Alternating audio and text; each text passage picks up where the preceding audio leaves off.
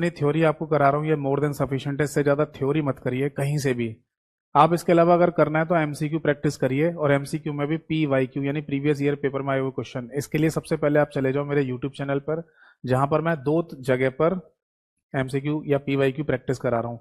एक तो कम्युनिटी वाले सेक्शन में आप डेली बेसिस पर चेक करिए वहाँ कितने क्वेश्चन मैंने डाले हैं, आप उनके आंसर ट्राई कीजिए, आपको लगेगा कि हमारा एक मॉक टेस्ट हो जाता है, तो आपको कहीं से मॉक टेस्ट देने की जरूरत भी नहीं है। फिर आप चले जाओ प्लेलिस्ट वाले सेक्शन में, आपको वहाँ एक प्लेलिस्ट मिलेगी MCQ practice for all exam. उसमें जितनी क्लासेस हैं और आए सारी देखनी है आपको। अगर आप ये बोलें कि इन क्लासेस में जो आप पीवाईक्यू या एमसीक्यू करा रहे हैं इनके पीडीएफ फाइल हमें दे देंगे, तो वो मेरे टेलीग्राम चैनल पर आपको मिल जाएगा, और टेलीग्राम चैनल का नाम भी सेम ही है, कंप्यूटर बाय यतेंद्र सर। अगर किसी को इन दोनों चैनल से जुड़ने में दिक्कत हो रही है तो आप सीधे मुझे व्हाट्सएप या टेलीग्राम दोनों में से किसी पर भी अपने बैच का नाम लिखकर मैसेज कर सकते हैं, मेरे ऑफिशियल लिंक आपके पास आ जाएंगे। और ये दोनों ही मेरे एक ही नंबर से चलते हैं, 8448832987। 1 मिनट समाप्त हुआ। तो चलिए शुरू करते हैं आज के इस सेशन को और आज की इस क्लास को। सबसे पहले नमस्कार सभी को नमस्कार। आज की डेट डाल देता हूं मैं 30 अगस्त यानी कि 30 अगस्त 2024 आज की तारीख है बेटा। और जो हमारा मुख्य चैप्टर चल रहा है इसका नाम है बेटा कंप्यूटर आर्किटेक्चर, और कोशिश करेंगे ना कि ये चैप्टर आज खत्म हो जाए, ठीक है। वैसे ये चैप्टर पूरे कंप्यूटर में सबसे इंपॉर्टेंट चैप्टर है। इसी चैप्टर से बहुत सारे क्वेश्चन है ना लास्ट ईयर हमें स्टेट गवर्नमेंट एग्जाम्स और सेंट्रल गवर्नमेंट एग्जाम्स में देखने को मिले, ठीक है। देखो लास्ट क्लास में मैं कंप्यूटर आर्किटेक्चर या कंप्यूटर की संरचना में आपको बता रहा था सीपीयू के बारे में। सीपीयू जिसे हम अपने कंप्यूटर का दिमाग भी बोलते हैं, और इसको सेंट्रल प्रोसेसिंग यूनिट के नाम से भी बोला जाता है, ठीक है। मतलब इसका फुल फॉर्म है सेंट्रल प्रोसेसिंग यूनिट। बाकी इसको है ना और भी कई नाम से बोलते हैं, इसको processor, microprocessor, logic chip, microchip, brain of computer, इन सभी नामों से भी बोला जाता है। तो फाइनली है ना हम सीपीयू के बारे में जानकारी ले रहे थे, और मैंने आपको बताया कि सीपीयू के बेसिकली 3 भाग होते हैं, एएलयू, सीयू और एमयू, जिसमें से मैं आपको एएलयू और सीयू के बारे में पढ़ा चुका हूं। एमयू के बारे में चर्चा चल रही थी, और एमयू में भी मैंने आपको बताया मेमोरी यूनिट का मतलब होता है सेट ऑफ रजिस्टर, फिर रजिस्टर का मतलब होता है कॉम्बिनेशन ऑफ फ्लिप फ्लॉप, और फिर फ्लिप फ्लॉप का मतलब होता है कि एक सिंगल बिट का डाटा स्टोर करने के लिए बनाया गया यूनिट, जो कि एक सर्किट यानी कि परिपथ के रूप में ही होता है, ठीक है जी। तो लास्ट क्लास में ना मैंने आपको बताया कि अगर सीपीयू हमारा एक आईसी चिप है, तो किसी भी आईसी चिप डेवलपमेंट में सबसे पहले जो कॉन्सेप्ट आता है वो है लॉजिक गेट्स का, जिसको लॉजिक सर्किट्स के नाम से भी आप बोल सकते हैं। तो लास्ट क्लास में मैंने लॉजिक गेट और लॉजिक सर्किट्स के बारे में आपको समझा ही दिया था, ठीक है। वो मोर देन सफिशिएंट है, बेसिक फंडामेंटल में इतना ही आपको जानकारी लेनी होती है। अब इसके बाद है ना हम समझेंगे फ्लिप फ्लॉप के बारे में, ठीक है जी। सुनिए जरा, मैंने लास्ट क्लास में ना आपको लॉजिक गेट वगैरह के बारे में समझा दिया था, तो अब हम जानेंगे फ्लिप फ्लॉप क्या चीज होती है। तो हेडिंग डालिए फ्लिप फ्लॉप्स। देखो वैसे तो डेफिनेशन मैंने आपको लिखवाई थी। फ्लिप फ्लॉप का सिंपल सा मतलब होता है सिंगल बिट, ऐसे आप लिख सकते हैं single bit data storage unit. Data storage unit है ना, इसको हिंदी में कहा जाएगा एकल बिट डाटा भंडारण इकाई। डाटा भंडारण इकाई। अब सुनिए जरा ध्यान से मैंने लास्ट क्लास में ना आपको 2 डायग्राम, मतलब कई सारे डायग्राम बनाकर दिखाए थे, बट उनमें से 2 डायग्राम को यहां पर कंसीडर करेंगे। कमेंट सेक्शन में ये बताइए ये जो डायग्राम मैं बना रहा हूं ये किस लॉजिक गेट का डायग्राम है। मैं फिर से बता दूं, डायग्राम केवल नॉलेज के लिए अभी मैं आपसे पूछ रहा हूं, या फिर नॉलेज के लिए आपको याद रखना है, एग्जाम में डायग्राम नहीं आते तो ये जो डायग्राम आपके सामने बन रहा है ये कौन से लॉजिक गेट का है, तो बेटा इसका नाम है एंड लॉजिक गेट, ठीक है। तो हम यहां पर क्या करते हैं, 2 एंड लॉजिक गेट ले लेते हैं, ठीक। और इसके बाद है ना यहां बनाते हैं एक और लॉजिक गेट। ये कौन सा लॉजिक गेट है, ये है और के नाम से, तो यहां पर एक और लॉजिक गेट बना लेते हैं और के नाम से, ठीक है जी। अब देखो किसी भी लॉजिक गेट में मैंने आपको बताया था दो इनपुट होते हैं, ठीक। जैसे यहाँ पर दो इनपुट है, यहाँ पर भी दो इनपुट है, बट इस लॉजिक गेट में एक ही इनपुट आ रहा है, इसमें भी एक ही आ रहा है। तो हमें बेसिकली यहाँ पर दो इनपुट लाने पड़ेंगे, और वो कर दिया हमने कुछ इस तरीके से। ऐसे ऊपर भी एक इनपुट देना है हमें, तो वो कर दिया हमने इस तरीके से। तो मोटा मोटा ऐसा समझ लो कि ये एक तरीके से बिजली के तार समझ लो, जिन्हें हम जोड़ रहे हैं आपस में, है ना। दिवाली पे नहीं होता, जब दिवाली आती है तो हमारे घर में जो लाइटनिंग लगाई जाती है, वो जो रोशनी करने के लिए हम अपने घर को सजाने के लिए लाइटनिंग लगाते हैं, चाइना वाली लाइट वगैरह आती है, तो वो सब लाइट वाइट डालने के बाद फिर बिजली के कनेक्शन तारों को जोड़ना होता है। तो इसका तार उसमें, उसका तार इसमें, और ऐसे जोड़ जाड़ के फिर फाइनली जैसे स्विच ऑन करते हैं तो सारा घर जगमगा उठता है, क्योंकि सभी घर, पूरे घर में वो लाइटनिंग की वजह से लाइट हो जाती है ना। यानी मोटा मोटा ऐसे समझ लो कि जब हम दिवाली पे लाइटनिंग लगाते हैं अपने घर में, तो वहां पर भी हमें बहुत सारे बिजली के तार आपस में जोड़ने पड़ते हैं। तो उसी तरीके से समझ लीजिए कि यहाँ पर भी हम बिजली के तारों को जोड़ रहे हैं। एक कनेक्शन मैंने यहाँ से जोड़ के यहाँ लगा दिया, एक कनेक्शन यहाँ से लेके यहाँ लगा दिया। इस तरीके से दो इनपुट हो गए यहाँ पर भी, और दो इनपुट यहाँ पर भी। अब यहाँ पर भी है ना, इन दोनों बिजली के तारों को आपस में जोड़ दो, ठीक है। अब देखिए फाइनली एक इनपुट हम यहां से बोलेंगे देंगे, और एक इनपुट यहां से देंगे, यानी ए और बी अभी भी हमारे क्या है, दोनों इनपुट हैं, ठीक है। और यहां ये जो पॉइंट आपको दिखाई दे रहा है, ये होगा सी, जो कि हमारा आउटपुट निकलेगा, ठीक है। अब आप बोलेंगे ये वाला पॉइंट क्या है, ये वाला पॉइंट सी का अपोजिट पॉइंट होता है। अगर कभी हमें आवश्यकता पड़ती है, कभी हमें आवश्यकता पड़ती है कि यहां जो रिजल्ट आ रहा है उसका अपोजिट चाहिए, तो वो हम यहां पर देख लेते हैं कि क्या अपोजिट निकल रहा होगा। और ये यूनिवर्सल ट्रुथ है कि यहां जो आउटपुट आ रहा होगा उसका अपोजिट आउटपुट ही आपको यहां पर देखने को मिलेगा। इसलिए इस पॉइंट को सी बार या सी डैश भी कह दिया जाता है। खैर हमें इसकी जरूरत पड़ती नहीं है, तो इसे हम यहां पर नहीं लिखेंगे। अब सुनिए जरा, अगर आप ए और बी से इनपुट देंगे, जैसे दोनों जीरो दे दो, यहां पर 0 0 दे दीजिए, या यहां पर 0 1 दे दीजिए, या फिर यहां पर 1 और 0 दे दीजिए, या फिर यहां पर 1 और 1 दे दीजिए, यानी जो भी आप दो इनपुट देंगे, ये डेफिनेट श्योर है कि आउटपुट या तो 0 आएगा या फिर 1 ही आएगा लास्ट में निकलकर। अब आप बोलेंगे सर कैसे, उतना डीप में मत जाइए, है ना, वो आपके एग्जाम में नहीं आएगा, इतना बेसिक कंप्यूटर में इतना डीप में नहीं पूछते। फिलहाल फ्लिप फ्लॉप क्या होता है इसे समझाने के लिए मैं आपको ये चीज समझा रहा हूं, क्योंकि देखो ये कैसे आया, इसके लिए फिर से हमें ट्रुथ टेबल बनानी पड़ेगी, और फिर उतनी ज्यादा ट्रुथ टेबल बना के हम क्या करेंगे। तो बेसिक फंडामेंटल में बस इतना जान लीजिए कि फ्लिप फ्लॉप कैसे काम करता है। तो बेसिकली ये जो डायग्राम अभी आपके सामने बना हुआ दिखाई दे रहा है, इसी डायग्राम को हम फ्लिप फ्लॉप के नाम से बोल देते हैं। समझ में आ गई बात, समझ में आई बात। यानी कि सबसे पहले किसी भी आईसी चिप का कॉन्सेप्ट अगर आपको तैयार करना है, तो उसके लिए आपको लॉजिक गेट बनाने पड़ेंगे, है ना। और लॉजिक गेट का कॉन्सेप्ट हमने लास्ट क्लास में समझ ही लिया था। फिर लॉजिक गेट से आगे एक स्टेप आगे बनाओगे तो फिर फ्लिप फ्लॉप बनेंगे। और फ्लिप फ्लॉप होता है ऐसे, जैसे कि इस फ्लिप फ्लॉप में आपको दो एंड गेट और दो और गेट यहां पर दिखाई दे रहे हैं, ठीक है। तो ऐसे बनता है एक फ्लिप फ्लॉप। अब हमने यहां पर क्यों लिखा कि फ्लिप फ्लॉप एक सिंगल बिट का डाटा स्टोर करता है, यानी एक सिंगल बिट चाहे 0 हो चाहे 1 हो, इसको स्टोर करता है। तो इसे स्टोर करने का मतलब यह है बेटा कि जब इसके पास कोई इनपुट आएगा तो ये आउटपुट में या तो 0 देगा या फिर 1 देगा। तो इसका जो आउटपुट देना है उसी को इसका स्टोरेज कह दिया जा रहा है। यहां पर बोल रहे ना कि एक बिट का डाटा स्टोर करता है, मतलब एक बिट का आउटपुट देता है, ये इसका बेसिकली मीनिंग है। आप समझे या नहीं। ऐसा नहीं है कि ये अपने अंदर कहीं स्टोर करके रख लेता हो, छुपा के रख लेता हो अपने अंदर, ऐसा नहीं है। ये आउटपुट में या तो 0 निकालेगा या फिर आउटपुट में 1 निकालेगा, इनमें से कोई एक ही वैल्यू आएगी। इसीलिए बोल दिया जाता है कि ये सिंगल बिट का डाटा अपने अंदर स्टोर करता है। क्या हमें ये डायग्राम जरूरत है बनाने की? नहीं, केवल समझाने के लिए बताया मैंने आपको। बाकी आप सुनिए जरा, फ्लिप फ्लॉप जो मैंने अभी डायग्राम बनाकर आपको दिखाया था, ऐसे और भी हो सकते हैं जिनमें अलग अलग लॉजिक गेट का इस्तेमाल किया गया हो। तो टोटल मिला के हमारे पास 4 फ्लिप फ्लॉप का कॉन्सेप्ट होता है पूरे कंप्यूटर में। एक फ्लिप फ्लॉप को एसआर फ्लिप फ्लॉप के नाम से बोला जाता है।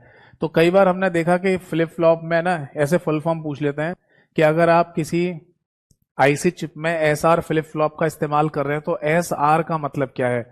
तो उसे बोलते हैं बेटा सेट रीसेट फ्लिप फ्लॉप। ऐसे लिख लो बस, इसको सेट रीसेट फ्लिप फ्लॉप के नाम से बोला जाता है। फिर हम एक और तरीके का फ्लिप फ्लॉप बनाते हैं। देखो फ्लिप फ्लॉप आप कोई भी बना लो, आउटपुट या तो 0 निकलेगा या 1 ही निकलेगा, बट जो कंडीशंस है ना इनपुट वाली वो बदल जाएंगी। डायग्राम बदल जाएगा, सर्किट्स बदल सकते हैं, लॉजिक गेट बदल सकते हैं, बट फाइनली जो आउटपुट आएगा वो या तो 0 आएगा या फिर 1 आएगा।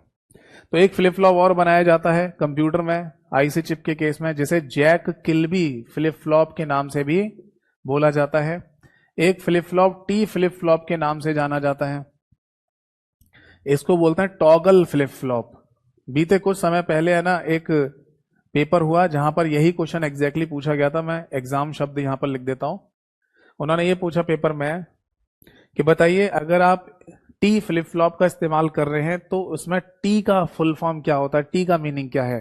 तो एक ऑप्शन पर लिखा था टॉगल। और इसके बाद एक और फ्लिप फ्लॉप होता है जिसे डी फ्लिप फ्लॉप के नाम से बोला जाता है, जिसका फुल फॉर्म है डिले फ्लिप फ्लॉप। ठीक है, तो ये इनके नाम और इनके फुल फॉर्म आप याद रखिएगा। इनके आगे भी एक स्टेप और होता है जिसे मास्टर स्लेव फ्लिप फ्लॉप के नाम से भी बोला जाता है। वो फिर एक एडवांस कंडीशन होती है, तो लिखना चाहें तो लिख लेना, नहीं तो दिमाग में रखिए बस कि एक फ्लिप फ्लॉप की कंडीशन और भी है जिसे मास्टर स्लेव फ्लिप फ्लॉप के नाम से बोला जाता है, वरना मुख्यतः यही 4 फ्लिप फ्लॉप होते हैं। समझ में आ गई बात? नोट कर लीजिए, कोई डाउट हो तो पूछिए। बाकी देखो आपको पता ही है, अगर आप नोट नहीं करना चाहते तो ध्यान से सुनते रहिए जो समझा रहा हूं, पेपर इसी से ही आएगा, जितना मैं बोर्ड पर लिख रहा हूं या जितना मैं बोल रहा हूं समझा रहा हूं। ठीक है, तो अगर आप नहीं लिख रहे हैं तो ध्यान से सुनते रहिए। आपको कंप्लीट क्लास पीडीएफ मेरे टेलीग्राम चैनल पर मिल जाएगी कंप्यूटर आर्किटेक्चर के नाम से। उसे डाउनलोड करके जैसा आप चाहें वैसे इस्तेमाल कीजिए, चाहे प्रिंट आउट निकलवाइए, चाहे कंप्यूटर मोबाइल में कहीं भी पढ़िए। ठीक है, और टेलीग्राम चैनल की जानकारी मैंने क्लास के शुरुआत में आपको दी ही थी, बट फिर भी नोट्स खुद से बनाया कीजिए, वो ज़्यादा बेहतर होता है। अब आगे देखो, फ्लिप फ्लॉप के बाद है ना अगला एक और पॉइंट हमें समझना है कि ये रजिस्टर क्या चीज होती है। वैसे हमने लास्ट क्लास में ये पॉइंट समझ लिया था कि रजिस्टर का मतलब होता है that is combination of flip flops, यानी कि कई सारे फ्लिप फ्लॉप को मिला दिया जाए। कई सारे फ्लिप फ्लॉप्स को अगर मिला दिया जाए तो वो क्या बन जाता है? रजिस्टर बन जाता है। तो हिंदी में भी यही लिखेंगे, फ्लिप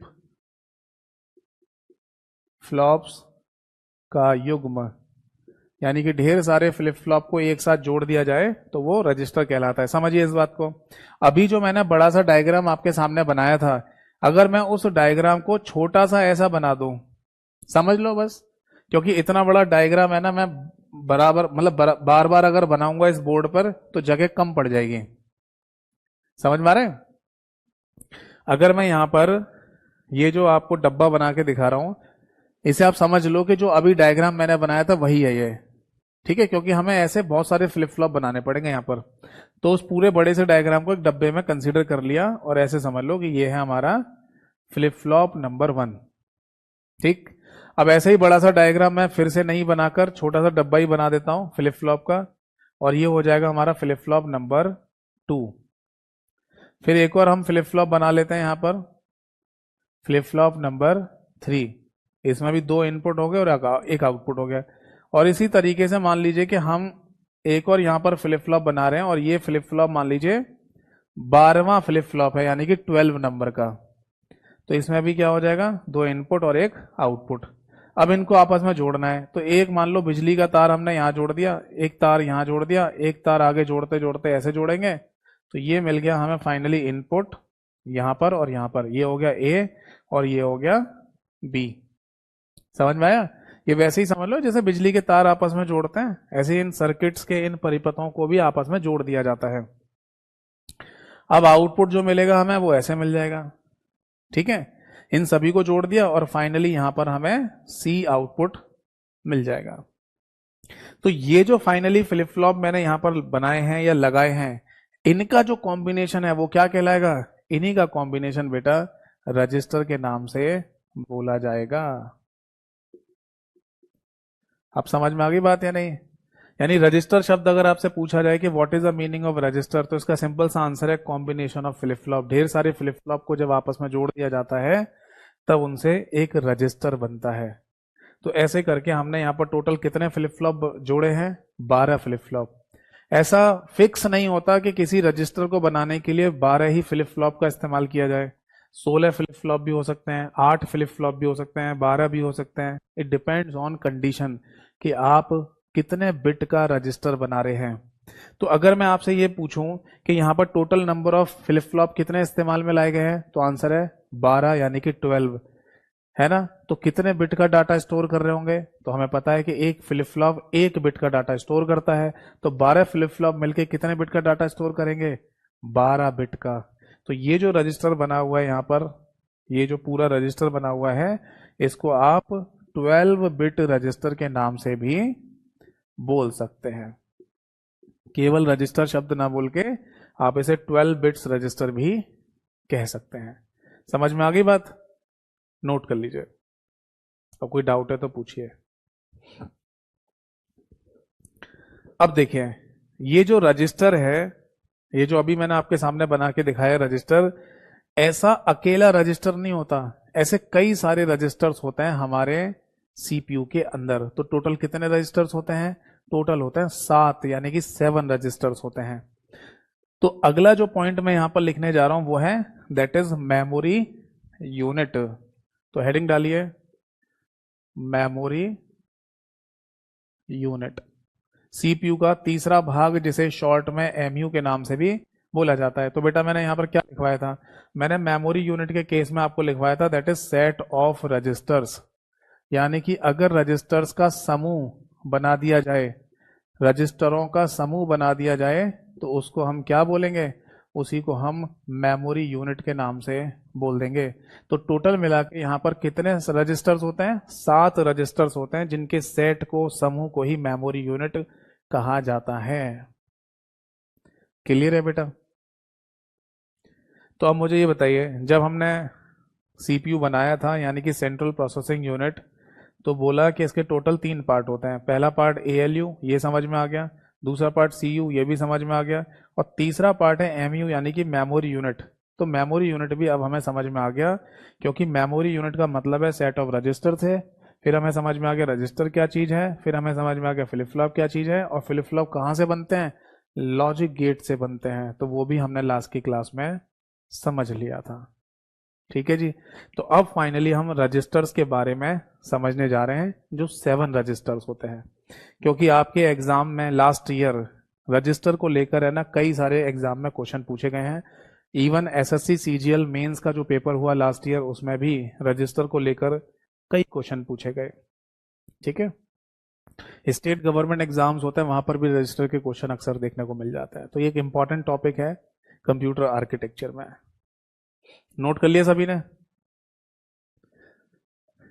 चलिए, तो फाइनली अब रजिस्टर्स के बारे में थोड़ा सा समझते हैं। तो यही हेडिंग है ना, मैं फिर दोबारा से डाल देता हूं, दैट इज मेमोरी यूनिट। तो फिर से चाहें तो ये हेडिंग डाल दीजिए, मेमोरी यूनिट। ठीक है। तो मेमोरी यूनिट में टोटल मिला के कितने रजिस्टर्स हैं? तो आंसर है बेटा, इसमें टोटल 7 रजिस्टर्स होते हैं। ठीक है जी। अब ये सातों रजिस्टर का जो कॉन्सेप्ट है ना, वो दिया किसने है? तो कुछ समय पहले एक पेपर हुआ जहां ये क्वेश्चन पूछा गया था कि हमारे सीपीयू का आर्किटेक्चर किस व्यक्ति के द्वारा बनाया गया। आप बोलेंगे सर सीपीयू का आर्किटेक्चर होता है या कंप्यूटर आर्किटेक्चर होता है? बेटा कंप्यूटर आर्किटेक्चर भी होता है, यानी कि कंप्यूटर की संरचना, और सीपीयू की भी संरचना भी तो किसी ने बनाई होगी।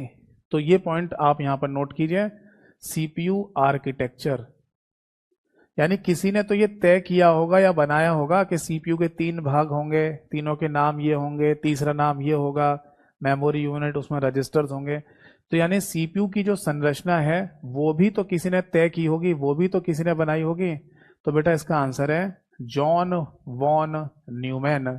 एक साइंटिस्ट थे जिनका नाम था जॉन वॉन न्यूमैन। इस व्यक्ति ने सीपीयू की संरचना को डिजाइन किया था, और इसी व्यक्ति के नाम पर, यानी इसी व्यक्ति ने अपने ही नाम पर वॉन न्यूमैन आर्किटेक्चर बनाया, और वही वॉन न्यूमैन आर्किटेक्चर हमारा सीपीयू का आर्किटेक्चर कहलाता है। समझ में आ गया? ये पॉइंट आप जैसे नोट कर लीजिए कि सीपीयू की आर्किटेक्चर या सीपीयू की संरचना की जब हम बात करते हैं तो जॉन वॉन न्यूमैन नाम के व्यक्ति के द्वारा दी गई, उसी ने ये पूरा कॉन्सेप्ट समझाया था और इसी कॉन्सेप्ट को हम वॉन न्यूमैन आर्किटेक्चर के नाम से जानते हैं। यानी मोटा मोटा आप ऐसे कह सकते हैं कि जब आपसे पूछा जाए कि हमारे कंप्यूटर में सीपीयू आर्किटेक्चर किस नाम से जाना जाता है तो उसे वॉन न्यूमैन आर्किटेक्चर के नाम से बोल देते हैं। तो इसने ये बोला कि सीपीयू के तीसरे भाग यानी कि मेमोरी यूनिट में टोटल मिला के 7 रजिस्टर्स होने चाहिए। उन 7 रजिस्टर के नाम होंगे ये, नोट कर लीजिए, एमबीआर, एमडीआर या फिर इसको आईबीआर के नाम से भी बोला जा सकता है। एक रजिस्टर का नाम दिया इसने एमएआर या जिसको एआर भी कह सकते हैं। एक रजिस्टर जिसको पीसी नाम दिया गया, एक रजिस्टर आईडी और एक रजिस्टर को इसने नाम दिया दैट इज आईआर या फिर इसको सीआईआर भी कह देते हैं। एक रजिस्टर को आईओआर कहा जाता है और एक रजिस्टर एक्यूमुलेटर के नाम से जाना जाता है। तो टोटल मिला के कितने हो गए? 1 2 3 4 5 6 7। नोट कर लीजिए और कोई डाउट है तो पूछिए।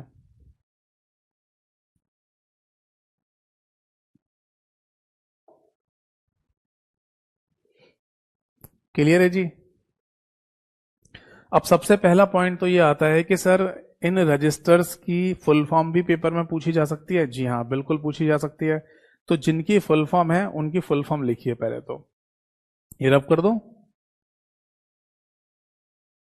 देखो बेटा, सबसे पहला नाम है एमबीआर, इसकी फुल फॉर्म लिखिए memory buffer register. Memory buffer register. हम इसी मेमोरी बफर रजिस्टर को एक और नाम से भी बोल सकते हैं, that is memory data register या मेमोरी डेटा रजिस्टर बोल दीजिए।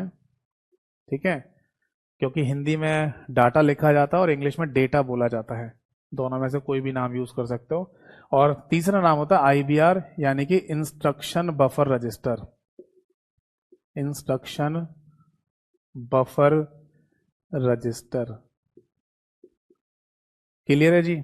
अब आगे देखो, एक और यहां पर रजिस्टर का नाम है एमएआर, इसको बोलते हैं मेमोरी, नोट कीजिए, memory address register. Memory address register. मैंने रजिस्टर पूरा नहीं लिख रहा क्योंकि इसे मिटाना पड़ेगा, आर लिख दिया मैंने, आर का मतलब समझ गया ना, रजिस्टर। Memory address register. फिर अगला लिखिए PC, program counter. Very very important for full form भी, और इसके बारे में अभी एग्जाम में कई बार क्वेश्चन रिपीट हुआ है प्रोग्राम काउंटर के बारे में। क्योंकि देखो पीसी शब्द का मतलब है ना, आपको मैंने पहले भी लिखवाया और आपको पता होगा, पर्सनल कंप्यूटर भी होता है। तो ज्यादातर लोग है ना पीसी का फुल फॉर्म यही याद कर लेते हैं, पीसी मतलब पर्सनल कंप्यूटर। बट पीसी नाम का एक रजिस्टर भी होता है जिसे प्रोग्राम काउंटर के नाम से बोलते हैं। ठीक। आईडी, इसको कहा जाता है इंस्ट्रक्शन डिकोडर। Instruction decoder.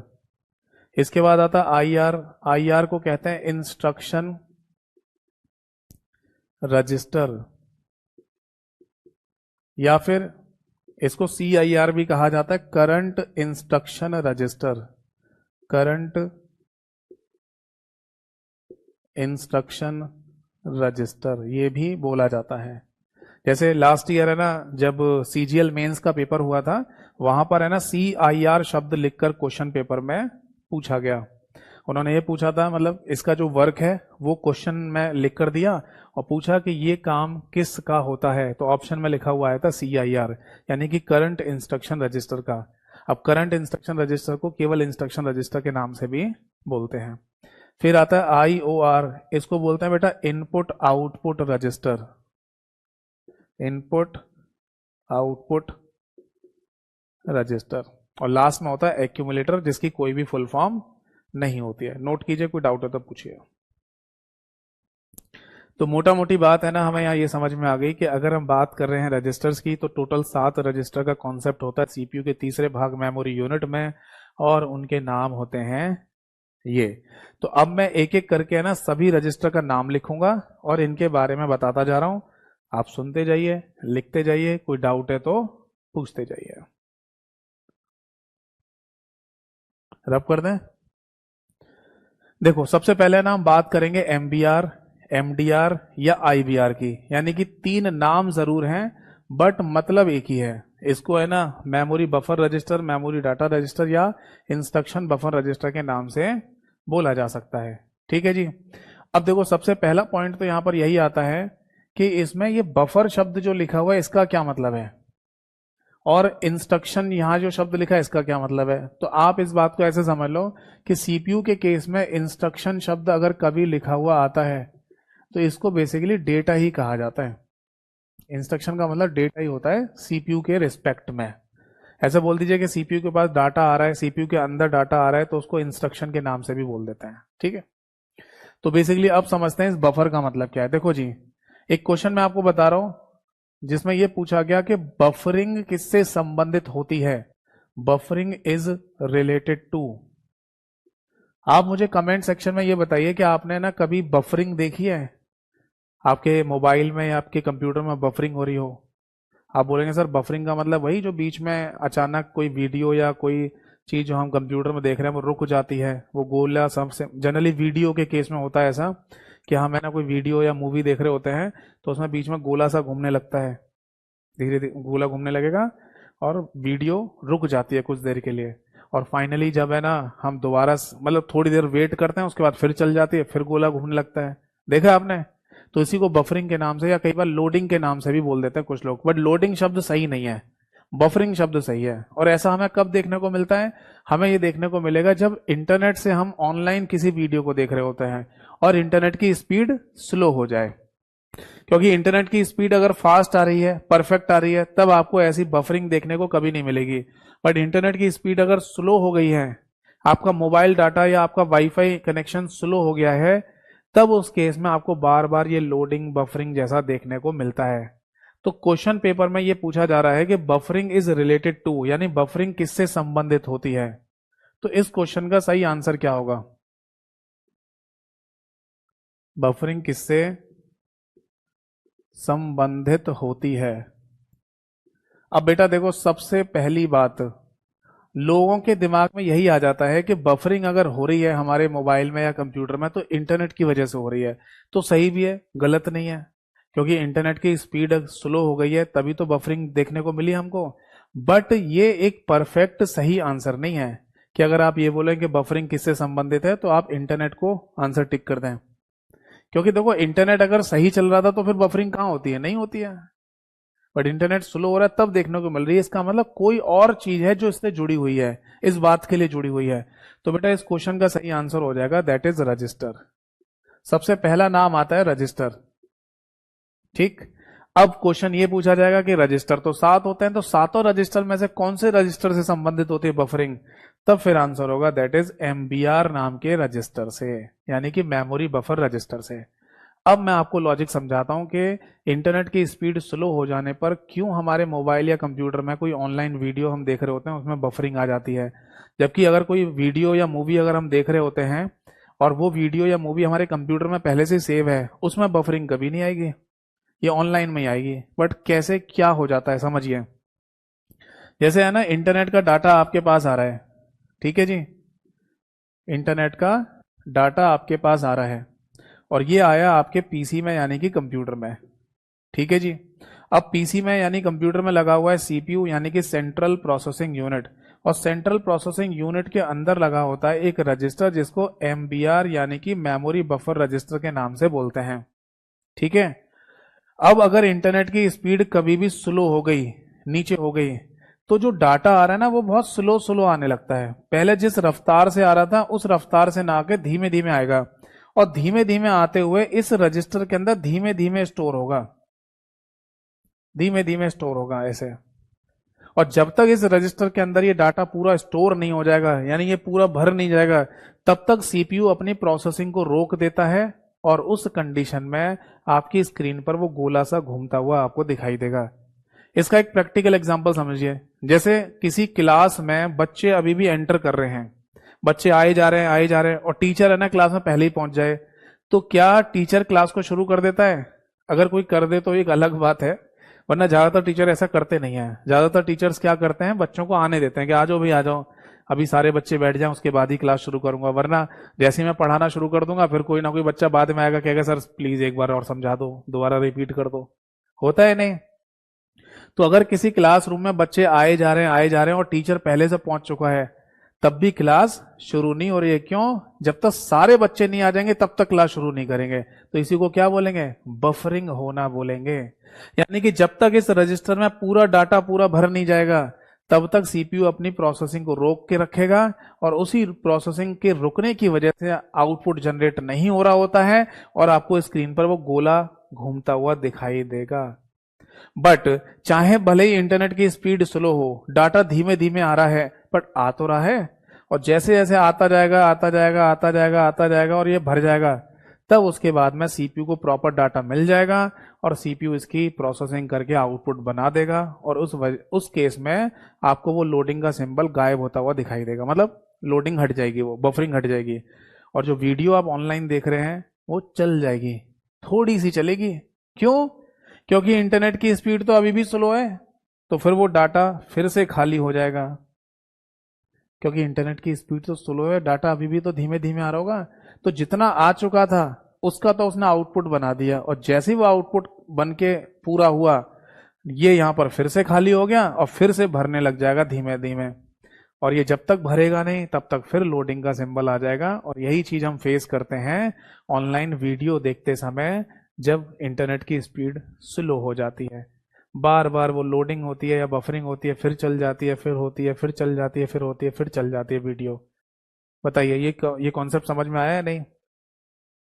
तो एक बार मैं एग्जाम पॉइंट ऑफ व्यू से आपको समझा दूं कि जब ये पूछा जाए कि एमबीआर नाम के रजिस्टर का बेसिकली मतलब क्या है ना, तो उससे पहले ये भी समझिए कि इसमें बफरिंग शब्द का मतलब क्या है। Buffering is related to register, यानी एमबीआर नाम का रजिस्टर, और कॉन्सेप्ट होता है ये वाला। अब एमबीआर का जो डेफिनेशन या परिभाषा है वो तो लिखेंगे ही हम यहां पर, उससे पहले एक पॉइंट और लिख लीजिए। ये जो बफरिंग शब्द बना है ना, ये बना है बफर से, इसको है ना बफर कहते हैं, और बफर से ही बना बफरिंग, आईएनजी जोड़ दिया हमने। और ये बफर या बफरिंग शब्द है ना, जरूरी नहीं है कि यहीं पर इस्तेमाल में लाया जाए, ये पूरे कंप्यूटर में बहुत जगह इस्तेमाल में लाया जाता है। और इस बफर शब्द का मतलब ही होता है दैट इज टेम्पररी स्टोरेज। इसका मतलब है टेम्पररी स्टोरेज। अभी बीते कुछ समय पहले एक पेपर में क्वेश्चन पूछा गया है कि अगर आप किसी भी मेमोरी या किसी भी जगह पर डाटा को टेम्पररी स्टोरेज कर रहे हैं, यानी कि अस्थायी भंडार कर रहे हैं डाटा का, तो ऐसी स्थान को या ऐसी जगह को या ऐसी मेमोरी को क्या कहा जाता है? तो उनको बफर मेमोरी के नाम से बोल दिया जाता है, या बफर प्लेस कह दिया जाता है। मेन शब्द तो बफर होगा, उसके पीछे कुछ भी जोड़ दो, बफर प्लेस कह दो, बफर मेमोरी कह दो, है ना। तो ये समझ लेना, बफर शब्द का मतलब टेम्पररी स्टोरेज, यानी कि वहां वो हमेशा के लिए नहीं रहेगा, कुछ समय के लिए रखा जा रहा है, जैसे ही है ना हमारा काम पूरा होगा वहां से वो हट जाएगा। क्लियर है जी? तो अब फाइनली है ना इस एमबीआर का जो फुल डेफिनेशन है वो हम यहां पर लिख लेते हैं, नोट कीजिए। देखो इसका सिंपल सा डेफिनेशन ये है कि सीपीयू के अंदर जैसे ही डाटा आएगा तो सबसे पहले एमबीआर नाम के रजिस्टर में ही स्टोर कराया जाता है। नोट कीजिए, इट होल्ड्स, ऐसे लिख लो बेटा, it holds the data which is it holds the data which is recently, ऐसे लिखो, which is recently coming into the CPU, coming into the CPU। समझ में आ गई बात? हिंदी में लिख लीजिए, यह CPU में आने वाले, CPU में आने वाले, या ऐसे लिख लो, CPU में अभी आने वाले, रिसेंटली का मतलब अभी के अभी जो आया है, तो CPU में अभी आने वाले डाटा को अपने पास रखता है, अभी आने वाले डाटा को अपने पास रखता है। बताइए बेटा, बात समझ में आ गई या नहीं? यानी मोटा मोटा आप ऐसे समझ लीजिए कि सीपीयू के पास जैसे ही कोई डाटा आएगा वो सबसे पहले एमबीआर या एमडीआर या आईबीआर नाम के रजिस्टर में होल्ड कराया जाता है, फिर उसे आगे भेजते हैं। और इसमें भी अगर मान लो इंटरनेट के थ्रू अगर कोई डाटा आ रहा है और वो भी इंटरनेट की स्पीड स्लो हो गई है तो और बफरिंग शुरू हो जाती है। ठीक है भाई। अब इसके बाद अगला एक और रजिस्टर का नाम लिखिए, दैट इज एमएआर, या जिसको एआर के नाम से भी बोला जाता है। देखो ये क्या करता है, सीपीयू के अंदर अभी अभी जो डाटा आया है या जो इंस्ट्रक्शन अभी आई है वो कहाँ होल्ड कराई गई है, एमबीआर के अंदर। तो सीपीयू को ये भी तो पता होना चाहिए कि ये डाटा आया कहाँ से है। तो एक डायग्राम हमें पहले से ही पता है, जो मैं शुरुआत से बनाता हुआ आ रहा हूं आपके सामने, कि हमारे कंप्यूटर में सारा डेटा होता है बेटा कंप्यूटर की हार्ड डिस्क में, और हार्ड डिस्क से आगे डाटा जाएगा तो रैम में पहुंचेगा, रैम से अगर डेटा आगे पहुंचेगा तो सीपीयू में पहुंचता है इनपुट की फॉर्म में, सीपीयू के द्वारा प्रोसेसिंग होती है और एक आउटपुट जनरेट होता है जो आपको मॉनिटर स्क्रीन पर दिखाई देगा। ठीक है, तो ये डायग्राम तो आपको हमेशा ध्यान रखना है। तो अभी अभी सीपीयू के पास जो डाटा आया है कहां से आया, रैम से, तो उसको किस में रखा है हमने, एमबीआर नाम के रजिस्टर में। बट रैम के अंदर भी है ना मेमोरी लोकेशंस होती हैं, बहुत सारी जगह होती है रैम के अंदर, अलग अलग अलग अलग अलग। तो रैम सीपीयू को यह भी पता होना चाहिए ना कि रैम के अंदर कौन सी मेमोरी लोकेशन से ये डाटा आया है। अब आप बोलेंगे सर क्यों, ऐसा क्यों पता होना चाहिए सीपीयू को? ऐसा इसलिए क्योंकि सीपीयू है ना जो डाटा अभी रैम से ले रहा है उसे कुछ समय बाद सीपीयू में वापस भी भेजेगा। आप बोलेंगे ये क्या बात हुई सर, डाटा आ गया है तो उसका आउटपुट बना के है ना मॉनिटर पे दिखा दें, रैम में क्यों भेजेगा, भेजना पड़ता है। और इस कॉन्सेप्ट को हम डिटेल में समझेंगे जब कंप्यूटर सॉफ्टवेयर वाला चैप्टर आपको मैं पढ़ाऊंगा। वहां पर मैं आपको एक कॉन्सेप्ट पढ़ाऊंगा मल्टीटास्किंग का, और मल्टीटास्किंग का कॉन्सेप्ट में सीपीयू के पास जब रैम डाटा भेजती है ना तो सीपीयू कुछ समय बाद उस डाटा को रैम में वापस भी भेजता है। यहाँ पर भी कुछ छोटे मोटे क्वेश्चन बन जाते हैं कि अगर सीपीयू किसी डाटा को है ना रैम को वापस दे दे और कहे कि इसे अपने पास रखो, यहीं पर वेट कराओ इसको, मैं दोबारा बुलाऊंगा, तो ऐसा पूछ लेते हैं कि हमारे कंप्यूटर का वेटिंग रूम यानी कि प्रतीक्षालय किसे कहते हैं, तो आंसर है रैम को कहते हैं। हमारे ओवरऑल कंप्यूटर का वेटिंग रूम रैम को कहा जाता है। तो ये सब कॉन्सेप्ट है ना हम आगे समझेंगे जब मल्टीटास्किंग का कॉन्सेप्ट समझाऊंगा मैं आपको कंप्यूटर सॉफ्टवेयर वाले चैप्टर में। तो फिलहाल के लिए बस ये समझ लो कि सीपीयू को ये बात पता होनी चाहिए कि रैम की किस मेमोरी लोकेशन से डाटा सीपीयू के पास आया है, क्योंकि वापस उसी मेमोरी लोकेशन पर डाटा भेजेगा सीपीयू। तो इसलिए वो एड्रेस कहां पर स्टोर करा लिया जाएगा, एमएआर के अंदर। समझ में आ रही है बात? यानी सीपीयू के पास जैसी डाटा आएगा उसे एमबीआर में होल्ड कराएंगे, ये आया कहां से है वो इंफॉर्मेशन एमएआर के अंदर रख दी जाती है। तो लिख लीजिए it holds the address of instruction या डेटा लिख लीजिए, ठीक है, which is coming in MBR, which is coming in MBR. समझ में आ गई बात? हिंदी में लिखना है तो हिंदी में लिख लो कि एमबीआर में आने वाली इंस्ट्रक्शन, एमबीआर में आने वाली इंस्ट्रक्शन जिसको हिंदी में अनुदेश भी कहा जाता है, अनुदेश का पता एमएआर के अंदर रखा जाता है, ताकि सीपीयू को यह पता रहे कि जो डाटा अभी अभी इसके पास आया है वो किस मेमोरी लोकेशन से आया है। नोट कर लीजिए बेटा, कोई डाउट है तो पूछिए। समझ में आ गई बात? ठीक है। अब इसके बाद है ना अगला एक और रजिस्टर का नाम लिखिए जिसे पीसी कहते हैं। पीसी का फुल फॉर्म मैंने अभी लिखवाया था, दैट इज प्रोग्राम काउंटर। ये क्या होता है सुनिए जरा। सीपीयू है ना हमारे कंप्यूटर का दिमाग है, और दिमाग तेज होना चाहिए, दिमाग तेज होना चाहिए, तेज कार्य करने वाला होना चाहिए। ये बात हम सबको पता है, क्योंकि जिसका तेज दिमाग होगा वही लाइन में आगे निकल जाएगा। ठीक है, अब सुनिए जरा, सीपीयू अगर हमारे कंप्यूटर का दिमाग है तो इसके पास है ना डेटा आते रहना चाहिए, आते रहना चाहिए, आते रहना चाहिए इसके पास। और अगर डेटा आता रहेगा तो ये अपना काम करता रहेगा।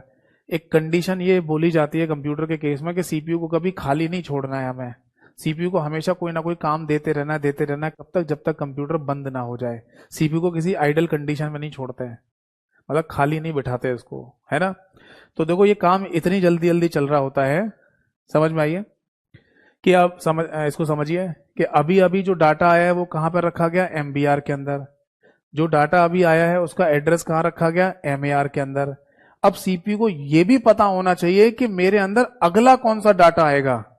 नहीं समझे, समझाता हूं। किसी हॉल में एक क्लास चल रही थी, ठीक है, कोई बैच चल रहा था, हम अपने बैच का नाम ले लेते हैं कंप्यूटर स्पेशल बैच। तो किसी हॉल में कंप्यूटर स्पेशल बैच चल रहा था। अब इस हॉल के बाहर गेट पर है ना एक आदमी बैठा हुआ है जो मतलब बच्चों को हैंडल कर रहा है, बता रहा है कि तुम इस हॉल में चले जाओ, यहाँ ये वाली क्लास चल रही है। ठीक है जी। अब सारे बच्चे बैठे हुए हैं, पढ़ाई कर रहे हैं, वो बंदा अभी भी गेट पर ही बैठा हुआ है। ठीक है। अब अचानक से कोई स्टूडेंट आता है इस प्रेमाइसिस में, इस इंस्टीट्यूट में, और वो उस बंदे से ये पूछता है कि इस हॉल में अगला कौन सा बैच बैठेगा, अगला बैच कौन सा बैठेगा जो पढ़ाई करेगा। तो क्या उस बंदे को ये बात पता है? हाँ पता है। वो ये कह देगा कि अभी इस हॉल के अंदर कंप्यूटर स्पेशल बैच चल रहा है, अगला जो बैच यहाँ पर बैठ के पढ़ाई करेगा वो मैथ स्पेशल बैच का होगा। तो इस हॉल के बाहर बैठे हुए व्यक्ति को ये पता है ना कि इस हॉल के अंदर अगला कौन सा बैच बैठेगा, अगली कौन सी इंस्ट्रक्शन आएगी, अगला कौन सा डाटा आएगा। यस। तो उसी बंदे को प्रोग्राम काउंटर के नाम से बोल दिया जाएगा।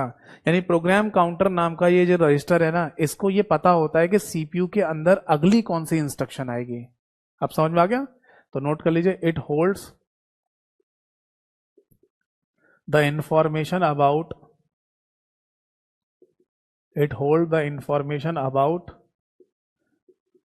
The next instruction inside CPU. समझ में आ गई बात? हिंदी में लिख लीजिए, सीपीयू के अंदर आने वाली, सीपीयू में अगली आने वाली, ऐसे लिखिए, सीपीयू में अगली आने वाली अनुदेश का पता पीसी को होता है, यानी कि प्रोग्राम काउंटर नाम के रजिस्टर को होता है। ये बात समझ में आ गई या नहीं? चलिए अब आगे बढ़ते हैं। यहां तक अगर कोई डाउट है तो पूछिए। जैसे मैं देख पा रहा हूं अमृतेश जी ने कुछ कमेंट लिखा है। बेटा अमृतेश, मैं आपको बोलूंगा कि इस टॉपिक से रिलेटेड अगर कोई डाउट है तो आप क्लास के बीच में पूछ लीजिए। इससे हटके अगर आप कुछ पूछ रहे हैं ना, वो क्लास के लास्ट में डिस्कस करेंगे, वरना फिर सभी का टाइम वेस्ट होता है। ठीक है। जो लोग इसको लाइव देख रहे हैं या वीडियो इसको रिकॉर्डेड फॉर्म में देखेंगे, सभी का टाइम वेस्ट होगा फिर। तो आप जो पूछ रहे हैं वो इस टॉपिक से हटके डाउट पूछ रहे हैं। तो मैं जब आज की क्लास में जब बोलूं कि आज की क्लास यहीं पर समाप्त होती है, फिर आप जो पूछना चाहेंगे वो पूछ लेना। ठीक है। तो फाइनली है ना, ये समझ में आ गया सभी को कि यहां लिखा हुआ it hold the information about the next instruction inside CPU. Hindi में लिखा जाएगा, सीपीयू में अगली आने वाली अनुदेश का पता पीसी को होता है। चलिए आगे बढ़ते हैं। इसके बाद है ना एक और रजिस्टर का नाम हमें देखने को मिला, जैसे इंस्ट्रक्शन डिकोडर कहते हैं। अब ये क्या होता है? देखो जी, सीपीयू के पास जो डाटा अभी अभी आया ना, वो सीपीयू समझ नहीं पाता कि वो है क्या चीज। अरे सीपीयू को ही समझ में नहीं आएगा तो फिर उसका आउटपुट कैसे बनेगा भाई? तो सीपीयू के लिए डाटा को डिकोड करने के लिए भी एक अलग से रजिस्टर बना होता है, जैसे इंस्ट्रक्शन डिकोडर के नाम से बोल देते हैं। इस बात को ऐसे समझ लो कि अभी मेरे सामने ना कोई सामान आया है और मैं उसे देख के समझ ही नहीं पा रहा, तो कोई आदमी ये बोला है, अरे रुको मैं इसे अरेंज कर देता हूं तब तुम्हें समझ में आ जाएगा।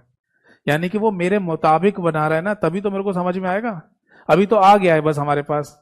तो एक व्यक्ति ने जिम्मेदारी ली है कि उस सामान को अरेंज करेगा, तब जाके मेरे को समझाएगा या मेरे को समझ में आएगा कि वो था क्या।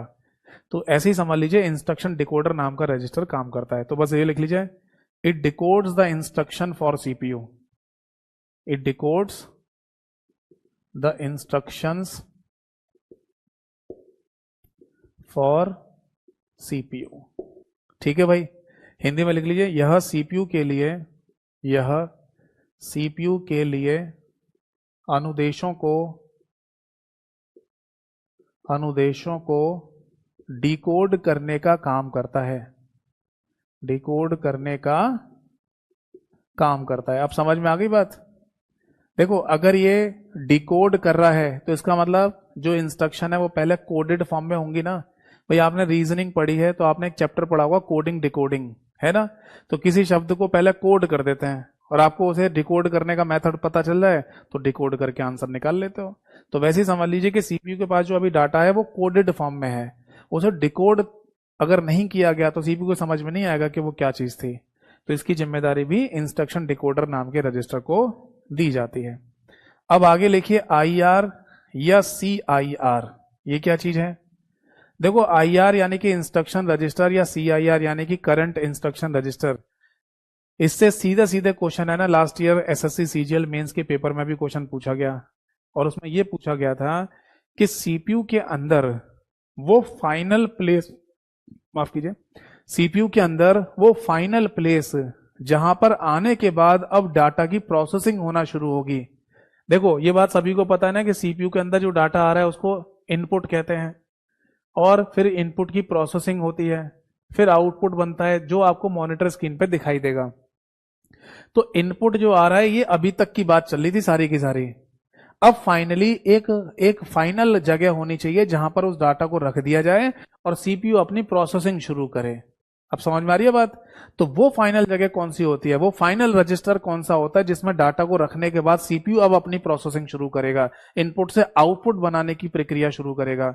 उसी को कहते हैं करंट इंस्ट्रक्शन रजिस्टर। तो हम इस बात को ऐसे लिख सकते हैं, इट इज, या ऐसे लिख लो, इट होल्ड्स द इंस्ट्रक्शन। वो भी इंस्ट्रक्शन कौन सी होगी? डिकोडेड वाली, क्योंकि इंस्ट्रक्शन डिकोडर ने उसको डिकोड कर दिया है। अब डिकोड करके जो इंस्ट्रक्शन आ गई है हमारे सामने वो अब सीआईआर के अंदर रखी जाएगी। तो बस ऐसे बोलेंगे, it holds the instruction, it holds the instruction for being executed, being executed by CPU. बस ऐसे लिख लो, it hold the instruction for being executed by CPU, यानी कि सीपीयू के लिए जिस इंस्ट्रक्शन को एग्जीक्यूट करना होता है, फाइनल एग्जीक्यूट करना होता है, वो सीआईआर के अंदर रखी जाती है। ऐसे भी लिख लो, it hold the instruction for being executed, final executed. Final लिख लो या एग्जीक्यूट लिख दो, एक ही बात है ना। मैं फाइनल शब्द यहां लिख दूंगा हिंदी में, ये लिख लीजिए, यह सीपीयू के लिए, सीपीयू के लिए अनुदेशों को, अनुदेशों को अंतिम रूप से,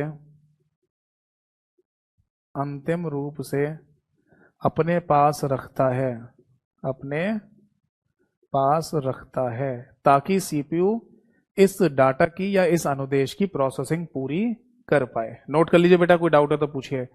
तो ये ध्यान रखिएगा कि सीपीयू के अंदर वो फाइनल रजिस्टर जिसके अंदर डाटा आने के बाद ही प्रोसेसिंग शुरू होती है, एग्जीक्यूशन शुरू होता है, उसे हम सीआईआर के नाम से बोल देते हैं। ये ध्यान रखना कि क्वेश्चन में कभी भी लैंग्वेज वर्ड टू वर्ड लिखी हुई नहीं आती। एक ही बात को पूछने के 10 तरीके होते हैं, यानी इसी लाइन को 10 तरीके से हिंदी में और 10 तरीके से अंग्रेजी में भी लिखा जा सकता है। ठीक है, आपको मीन समझ में आना चाहिए उस लाइन को पढ़ने के बाद। इसीलिए ज्यादातर लोग है ना कंप्यूटर के क्वेश्चन को देखकर समझ नहीं पाते कि क्या पूछ रहा है। फिर आप बोलेंगे सर ये आएगा कैसे हमको? ये आता है प्रैक्टिस से। आप थ्योरी जितनी मैं पढ़ा रहा हूं उतनी पढ़ो, इसके बाद एमसीक्यू प्रैक्टिस करो, अपने आप है ना चीजें आना दिमाग में शुरू हो जाएंगी। अब इसके बाद अगला एक और रजिस्टर का नाम मैंने आपको लिखवाया है, दैट इज आईओआर। इसका फुल फॉर्म क्या है? Input output register. देखो सीपीयू, हमें पता है कि हमारे कंप्यूटर में इनपुट और आउटपुट डिवाइसेस कनेक्ट होती हैं, जैसे कीबोर्ड और माउस इनपुट डिवाइस हैं जो कंप्यूटर में डाटा अंदर दे रही हैं, मॉनिटर और प्रिंटर आउटपुट डिवाइस हैं जिनके द्वारा हमें डाटा मिल रहा है। तो हमें पता है कि कंप्यूटर के साथ इनपुट और आउटपुट दोनों ही डिवाइसेस कनेक्टेड हैं, बट इनकी जानकारी कंप्यूटर के सीपीयू को भी तो होनी चाहिए। तो सीपीयू के अंदर एक इनपुट आउटपुट नाम का रजिस्टर होता है जो कंप्यूटर के साथ जुड़ी हुई हर एक इनपुट और आउटपुट डिवाइस की इंफॉर्मेशन अपने पास रखता है। क्यों? अरे भाई सीपीयू को नहीं पता होना चाहिए कि मेरे पास इनपुट कहां से आ रहा है, कौन सी डिवाइस से आ रहा है, और जब मैं आउटपुट बना के दूंगा तो किस आउटपुट डिवाइस को ये मेरे को आउटपुट भेजना है, प्रिंटर को भेजना है कि मॉनिटर पे दिखाना है नहीं। इसलिए इनपुट आउटपुट डिवाइसेस की इंफॉर्मेशन भी सीपीयू को पता होना जरूरी है।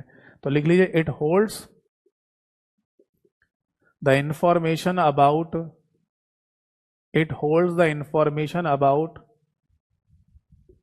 Input and output devices, input and output devices. ठीक है जी, हिंदी में लिख लो कि यह आगत व निर्गत युक्तियों के बारे में, आगत व निर्गत युक्तियों के बारे में सूचना रखता है, के बारे में सूचना रखता है। बताइए बेटा, बात समझ में आई या नहीं? ठीक है, तो it hold the information about the input and output devices जो हमारे कंप्यूटर के साथ कनेक्टेड होते हैं।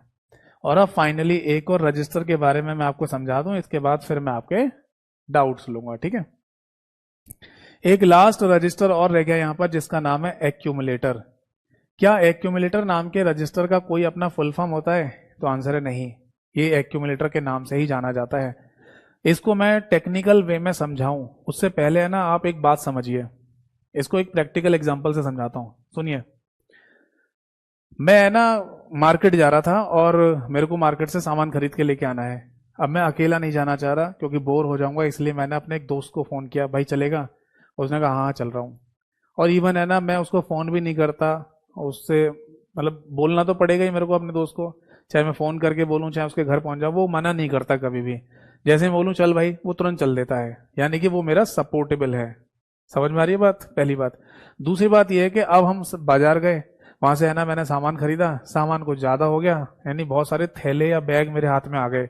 अब मैं उन्हें लेके चल रहा हूँ, मेरा दोस्त खाली हाथ चल रहा है।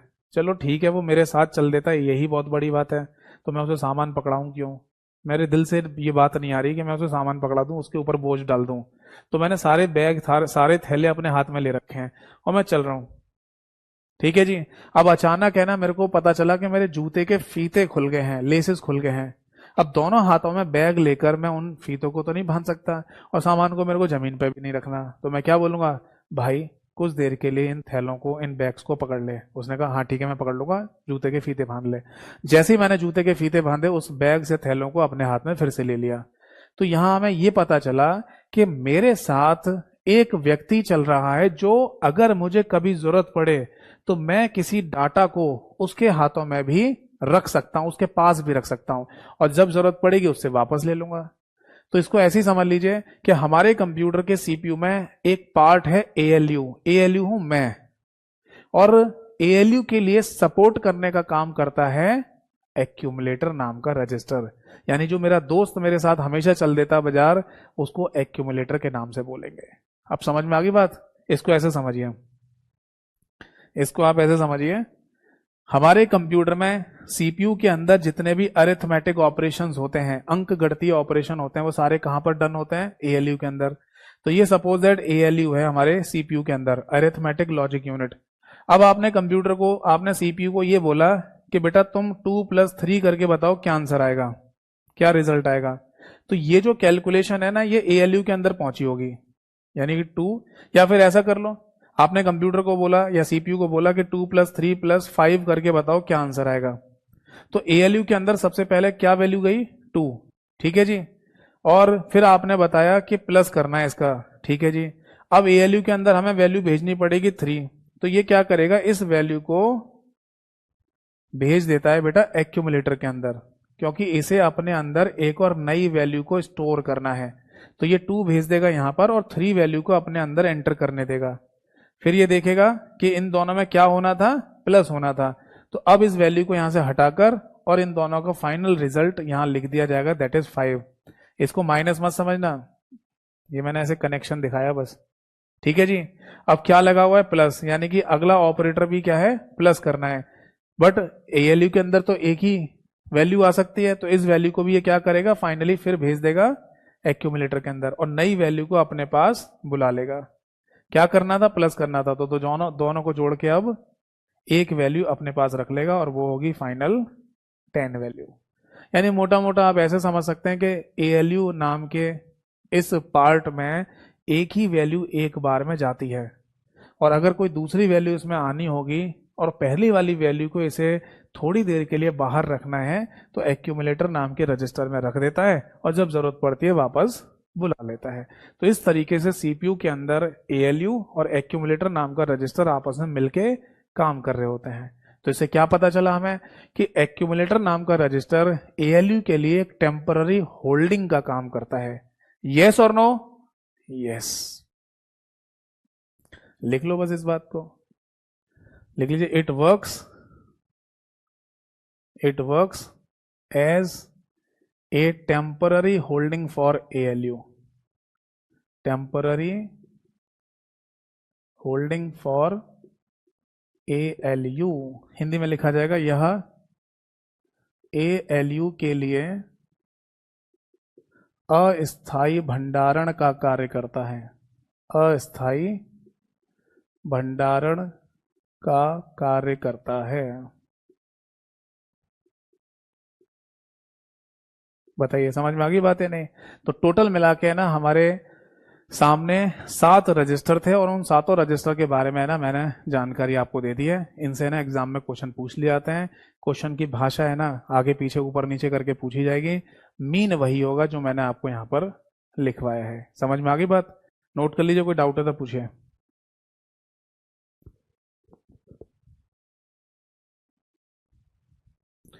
इज इट क्लियर और नॉट?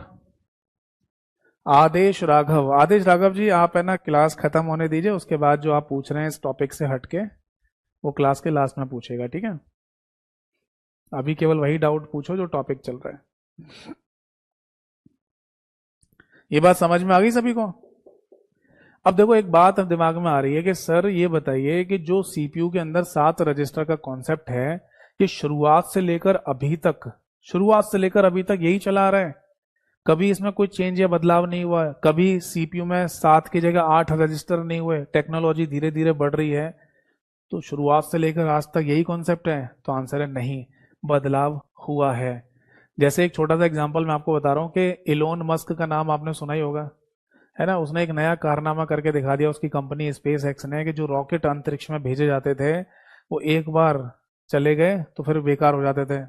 उसने एक नया ही कॉन्सेप्ट निकाल दिया कि उस रॉकेट को वापस जमीन पे लाया जा सकता है और फिर दोबारा उसे अंतरिक्ष में भेजेंगे, है ना? तो ऐसा नहीं है कि जो चीजें हमें पहले से बना के दे दी गई हैं, समझा दी गई हैं, हमेशा वही चलती रहेंगी। उसमें भी कोई नया बदलाव, कोई टेक्नोलॉजिकल बदलाव हो सकता है। तो ऐसे ही जो सीपीयू बनाने वाली कंपनियां हैं, जैसे मैंने आपको बताया था कि सीपीयू बनाने वाली कंपनियों में 3 नाम बहुत मेजर होते हैं। इंटेल नाम की कंपनी, एएमडी नाम की कंपनी और क्वालकॉम। ये कंपनियां सीपीयू बनाती हैं पूरी दुनिया में, जितने भी कंप्यूटर या कंप्यूटिंग डिवाइस बन रही हैं उनके लिए। हमारे कंप्यूटर के लिए ज्यादातर केस में इंटेल नाम की कंपनी ही सीपीयू बना के देती है। तो उन्होंने ना टेक्नोलॉजिकल एडवांसमेंट किया और फाइनली कुछ और रजिस्टर बढ़ाने की कोशिश की, कुछ और नई चीजों के लिए। तो अगर सीपीयू में इन 7 रजिस्टर के बाद, ये तो होंगे ही होंगे, इनमें से कोई भी नहीं हटाया जा सकता है, इनमें से किसी भी के काम को रोक नहीं सकते हैं, बट अगर इन 7 के अलावा कोई नया रजिस्टर अगर आपको यहां जोड़ना है तो फिर हम उसको जीपीआर के नाम से बोल देते हैं। जीपीआर जिसका फुल फॉर्म होता है general purpose register. General purpose register. तो पहला पॉइंट तो ये है कि अगर जीपीआर की फुल फॉर्म पूछी जाए तो इसका आंसर हो जाएगा जनरल पर्पज रजिस्टर, ठीक? और ये क्या होता है? ये एक्स्ट्रा रजिस्टर होता है। इन 7 से हटकर अगर कुछ डाटा रखना है सीपीयू के अंदर तो और एक्स्ट्रा रजिस्टर लगाया जा सकता है, जिसे जीपीआर के नाम से बोलेंगे। अब जीपीआर में भी और कई सारे जीपीआर लगाने हैं तो उनके नाम फिर ऐसे दे दिए जाते हैं।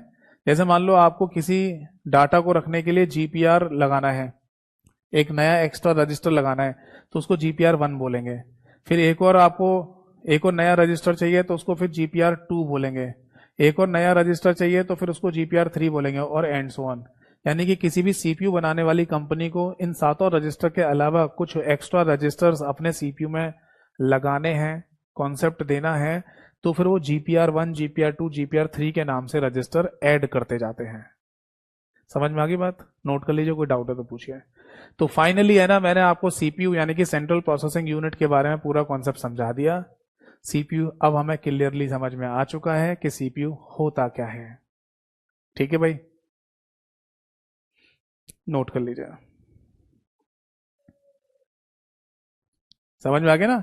एएलयू का काम बता दिया मैंने आपको, सीयू का काम बता दिया, और पूरा एमयू का कॉन्सेप्ट भी मैंने आपको यहां पर समझा दिया। तो सीपीयू होता है बेटा हमारा यहां पर फिनिश, खत्म। अब अगला एक और नेक्स्ट पॉइंट देखिए, हेडिंग डालिए CPU instruction cycle. CPU instruction cycle. देखो ये बात हम सभी लोगों को पता है, सीपीयू के अंदर आने वाले डाटा को क्या कहते हैं? इंस्ट्रक्शन के नाम से बोल देता है, हिंदी में उन्हें अनुदेश कहा जाता है। तो बेसिकली सीपीयू के पास जो अनुदेश आ रही है ना, इसका भी एक क्रम होता है, एक साइकिल। साइकिल का मतलब होता है क्रम, या फिर ऐसे लिख लो अनुदेश क्रम। अनुदेश क्रम होता है। और very very very important question, ये क्वेश्चन कभी भी रिपीट हो जाता है एग्जाम में और पूछा भी गया है पहले। मैं समझाता हूं इसका मीनिंग क्या है। देखो सीपीयू के पास जो डाटा आ रहा है ना, और फिर सीपीयू उस डाटा का आउटपुट बना के दे रहा है, इसका एक पूरा क्रम फॉलो किया जाता है। वो क्या है? ऐसा नहीं है कि मैं इस बात को पहले नहीं समझा चुका, पहले भी समझा चुका हूं। जो डायग्राम मैं बनाता हूं उसके थ्रू, हमारे कंप्यूटर में सारा डेटा कहां पर है? हार्ड डिस्क में। इसके बाद कहां आगे जाएगा? रैम में। इसके बाद आगे जाएगा तो सीपीयू के पास पहुंचेगा। किस रूप में पहुंचेगा? इनपुट। क्या होगी? प्रोसेसिंग, है ना। और क्या जनरेट करेगा? आउटपुट, जो आपको मॉनिटर की स्क्रीन पर दिखाई देता है ना। तो बस सीपीयू के रिस्पेक्ट में इन तीनों चीजों को देखो। सीपीयू क्या एक्सेप्ट करता है? इनपुट। तो सीपीयू की इंस्ट्रक्शन साइकिल में सबसे पहला जो क्रम आएगा, ऐसे लिखना, सबसे पहला जो क्रम है वो क्या होता है? इनपुट। यानी सीपीयू के पास सबसे पहले क्या आ रहा है? इनपुट आ रहा है। फिर इसके बाद सीपीयू क्या करेगा? प्रोसेसिंग करेगा। तो प्रोसेसिंग की जगह प्रोसेस शब्द लिख दो तो अभी काम चल जाता है। और क्या जनरेट करके देगा? आउटपुट जनरेट करके देगा, जो आपको मॉनिटर स्क्रीन पर प्राप्त हो जाएगा। तो ये पॉइंट आप यहां नोट कीजिए। यानी सीपीयू के इंस्ट्रक्शन साइकिल में सबसे बेसिक इंस्ट्रक्शन साइकिल जो कही जाएगी, उसमें तीन ही नाम लिखे जाते हैं, इनपुट प्रोसेस आउटपुट। यानी कि इनपुट प्रोसेस आउटपुट। ठीक है। अब दूसरा पॉइंट लिखिए, सीपीयू के पास क्या आया? इनपुट आया। सीपीयू ने क्या कर दी? प्रोसेसिंग कर दी, यानी प्रोसेस। और फिर क्या जनरेट करके देगा? आउटपुट जनरेट करके देगा। बट अगर इस आउटपुट को आप स्टोर करना चाहते हैं तो आप स्टोर भी कर सकते हैं। इस बात को आप ऐसे समझ लीजिए कि अगर आप अपने कंप्यूटर में कोई फाइल बना रहे हैं, आपके सामने फाइल बन गई, तो उस फाइल को है ना आप सेव भी तो कर सकते हो कंप्यूटर में। भाई आपने अभी अभी एमएस वर्ड की एप्लीकेशन ओपन करी और एमएस वर्ड में एक नई फाइल बनाई, तो उस नई फाइल को बनाकर आप अपने कंप्यूटर में सेव कर सकते हो ना, कि सी ड्राइव के अंदर हेलो नाम के फोल्डर के अंदर ये फाइल सेव हो जाए। यानी कि बाद में उसे जो आउटपुट जनरेट होकर आ रहा है मॉनिटर स्क्रीन पर, उसे आप स्टोर भी कर सकते हैं। तो अगर कभी ये चार शब्द लिखे आ जाएं तो उनका सही सीक्वेंस ये होगा। कई बार पेपर में क्या करते हैं, स्टोर को यहां कर देंगे, प्रोसेस को यहां कर देंगे, इन और आउटपुट को यहां कर देंगे, इनपुट को यहां कर देंगे। वो बोलेंगे इसका सही क्रम बताओ। ये सही क्रम में इन सारे शब्दों को लिखिए, तो फिर आंसर होगा इनपुट प्रोसेस आउटपुट स्टोर। अब तीसरा पॉइंट आता है, देखो एक बार पेपर में ऐसे भी पूछा गया कि 5 शब्द दिए गए आपको और उनको आगे पीछे लिख दिया गया और बोला कि इनमें से बताओ सही क्रम क्या होगा। तो सबसे पहले पॉइंट पर था इनपुट, दूसरे पॉइंट पर था स्टोर, तीसरे पॉइंट पर था प्रोसेस, चौथे पॉइंट पर था आउटपुट और पांचवें पॉइंट पर था स्टोर। अब आप बोलेंगे ये कैसे हो गया सर, ये स्टोर 2 बार कैसे आ गया? स्टोर यहां पर भी आ गया और स्टोर यहां पर भी आ गया। जी हाँ, उस क्वेश्चन में स्टोर 2 बार ही लिखा हुआ था और जो सही क्रम था, सही आंसर था, उसमें इनपुट के बाद यहां स्टोर था और सबसे लास्ट में स्टोर था। अब इसका मीनिंग क्या है समझाता हूं। यहां जो स्टोर है ना, ये बेसिकली सीपीयू के रजिस्टर वाले स्टोर की बात चल रही है। भाई एक बात बताइए, सीपीयू के पास जो इनपुट आता है, सीपीयू के पास जो इनपुट आता है, वो सबसे पहले सीपीयू के रजिस्टर में ही तो स्टोर होता है, फिर तभी तो उसकी आगे की प्रोसेसिंग शुरू होगी। यानी कि इनपुट के आने के बाद और प्रोसेसिंग के शुरू होने के बाद ही तो नहीं, इनपुट के आने के बाद और प्रोसेसिंग शुरू होने के बीच में ही तो रजिस्टर का कॉन्सेप्ट है, जो अभी समझा रहा था। भाई फाइनल प्रोसेसिंग शुरू होने से पहले ही तो रजिस्टर का कॉन्सेप्ट था। तो इसका मतलब इनपुट आने के बाद सीपीयू के रजिस्टर में वो डाटा स्टोर होता है। तो ये स्टोर सीपीयू के रजिस्टर वाली बात चल रही है। फिर प्रोसेसिंग शुरू होगी, फिर आउटपुट जनरेट होगा और फिर उस आउटपुट को अगर आपको स्टोर करना है तो आप स्टोर कर सकते हैं, जैसे कि हार्ड डिस्क वगैरह में। मान लीजिए आप अपने कंप्यूटर की हार्ड डिस्क में ही उस फाइल को स्टोर करना चाहते हैं जो आपने अभी अभी क्रिएट की है, अभी अभी बनाई है, तो वो फाइनल स्टोर जो लास्ट में स्टोर लिखा हुआ है वो आपके कंप्यूटर की हार्ड डिस्क वाला स्टोर है। आप समझ में आ गई बात। तो ये 3 स्टेप जो मैंने यहाँ पर लिखे हैं वो आप यहाँ पर नोट कर लीजिए, ठीक है। तो ये तो है एक सिंपल भाषा जिसमें इनपुट आउटपुट प्रोसेस स्टोर शब्द का इस्तेमाल किया जाता है। अब इसके बाद है ना एक टेक्निकल भाषा भी इस्तेमाल में लाई जाती है, वो मैं आपको लिखकर बता देता हूं। यह है चौथा स्टेप। देखो, सीपीयू के पास जब कोई डाटा आ रहा होता है तो इस बात को ऐसे भी कहा जा सकता है कि सीपीयू इनपुट को रैम से फैच कर रहा है, उठा रहा है। फैच करने का मतलब समझते हैं? फैच करना मतलब लेना, उठाना। तो सीपीयू के पास जो डाटा आ रहा है उसे बोला जाएगा कि वो रैम से फैच कर रहा है। तो इंस्ट्रक्शन साइकिल में कभी कभी ऐसे भी लिखा हुआ आ जाता है कि सीपीयू की इंस्ट्रक्शन साइकिल का सबसे पहला स्टेप है फैचिंग, यानी कि इनपुट का क्या किया जा रहा है? फैच किया जा रहा है रैम से, ठीक है साहब। फिर फैचिंग के बाद है ना अगला जो स्टेप होगा वो होगा डिकोडिंग। मतलब सीपीयू के अंदर इनपुट आ गया, डाटा आ गया, अब उसकी डिकोडिंग भी तो की जाएगी ताकि सीपीयू उसे समझ पाए। ये काम कौन करता है? इंस्ट्रक्शन डिकोडर नाम का रजिस्टर। तो फिर फैचिंग के बाद डिकोडिंग शब्द लिखाएगा, और फिर फाइनली जब डाटा डिकोड हो जाएगा तो अब सीपीयू उसकी प्रोसेसिंग करके आउटपुट बना देगा। तो जब प्रोसेसिंग चल रही होती है तो उसको प्रोसेसिंग या फिर एग्जीक्यूटिंग शब्द के नाम से भी बोल सकते हैं।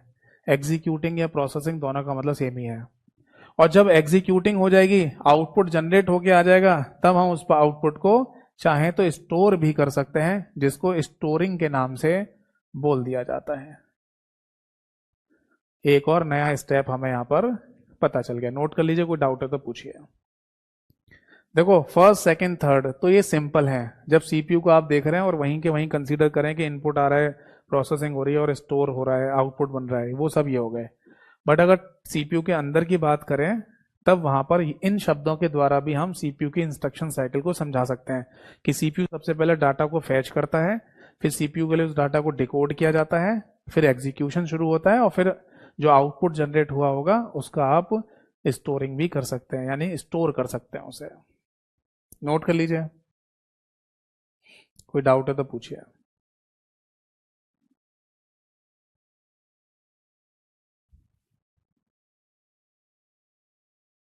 इज दैट क्लियर और नॉट?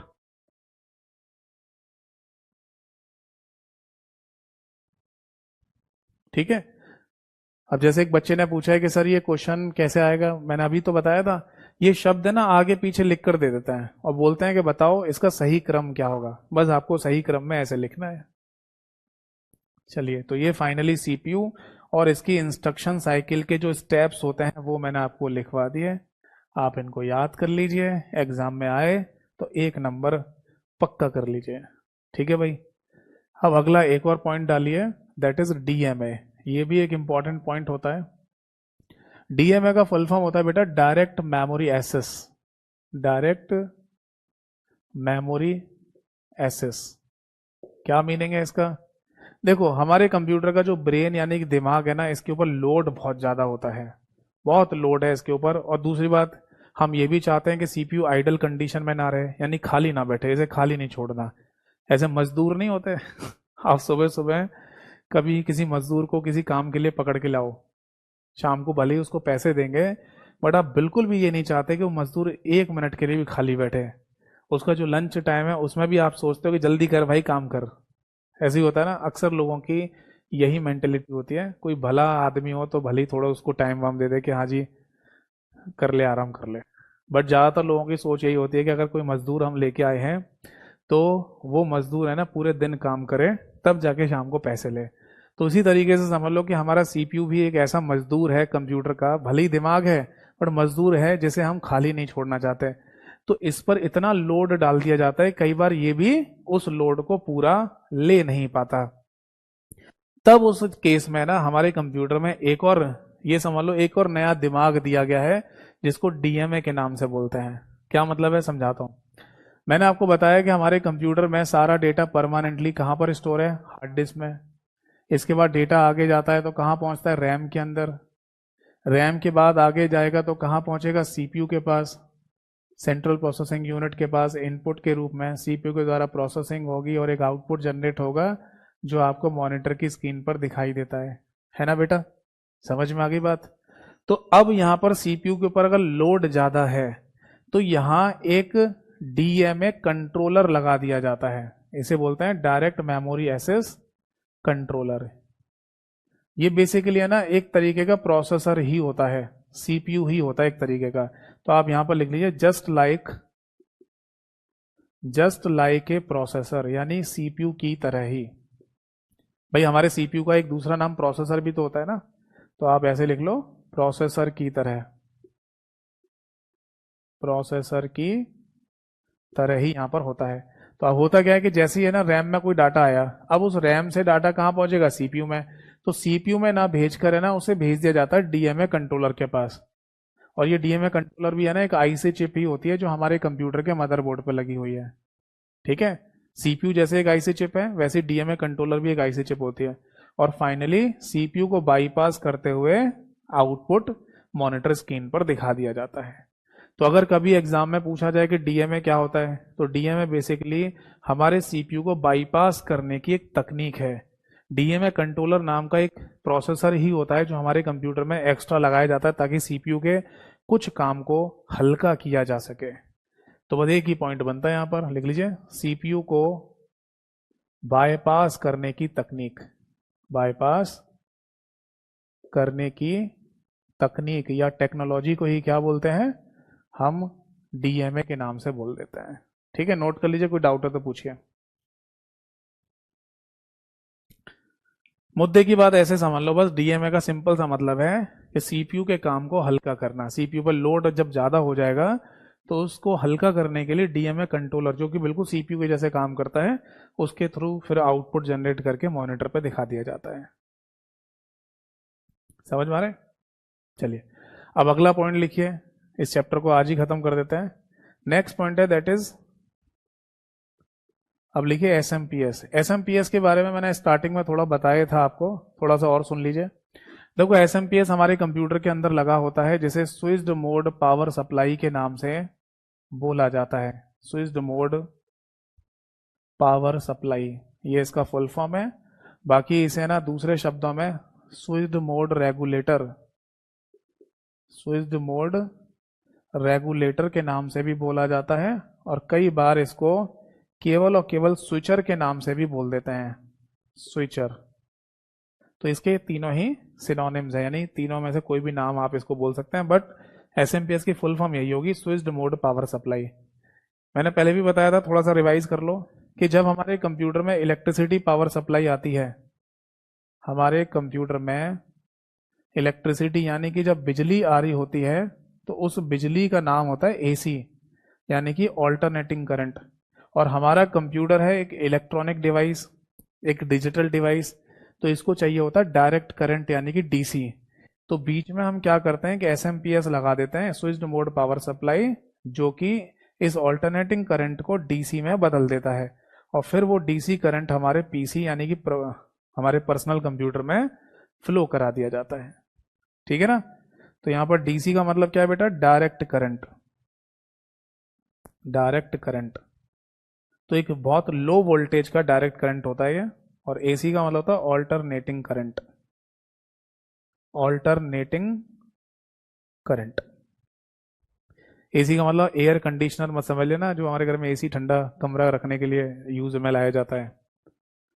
ठीक है ना, रूम को जो ठंडा करने वाला एसी है वो एसी नहीं है ये ऑल्टरनेटिंग करंट बोलते हैं। हमारे घर में जो बिजली आ रही है ना, वो ऑल्टरनेटिंग करंट होता है, जो कि करीब 220 से 240 वोल्टेज का होता है। और हमारी जितने भी इलेक्ट्रॉनिक डिवाइस होती हैं, कंप्यूटर डिवाइस होती हैं, इन सबको चाहिए होता है DC current, direct current. AC चलता है ऐसे करके, और डायरेक्ट करंट बिल्कुल सीधे चलता है, वो भी लो वोल्टेज का, बहुत कम पावर का। तो एसएमपीएस का काम क्या है, एसी ऑल्टरनेटिंग करंट को डीसी में बदलना और हमारे पीसी को देते रहना। ठीक है भाई, और अब एक लास्ट पॉइंट और बचा है, इसे खत्म कर लेते हैं, फिर हमारा ये चैप्टर भी फिनिश हो जाएगा। ठीक है भाई, नोट कीजिए, दैट इज यूपीएस। कई बार देखा गया है कि यूपीएस के बारे में भी है ना पूछ लिया जाता है। जैसे अगर आपके घर में है ना कोई कंप्यूटर रखा हुआ है, जिसे आप डेस्कटॉप कंप्यूटर के नाम से बोल रहे हैं, तो आपको मॉनिटर दिखाई देगा, फिर यहाँ पर कीबोर्ड दिखाई देगा, यहाँ पर आपको माउस दिखाई देगा, साइड में खड़ा हुआ डब्बा जिसको सिस्टम यूनिट कहते हैं ये आपको दिखाई देगा, या कैबिनेट कह दीजिए। ये सब चीजें इससे कनेक्टेड हैं। और यहीं साइड में आपको एक और डिवाइस रखी हुई दिखाई देगी जिसको यूपीएस कहा जाता है ना। यूपीएस का फुल फॉर्म क्या होता है? इसे बोलते हैं अनइंटरप्टेबल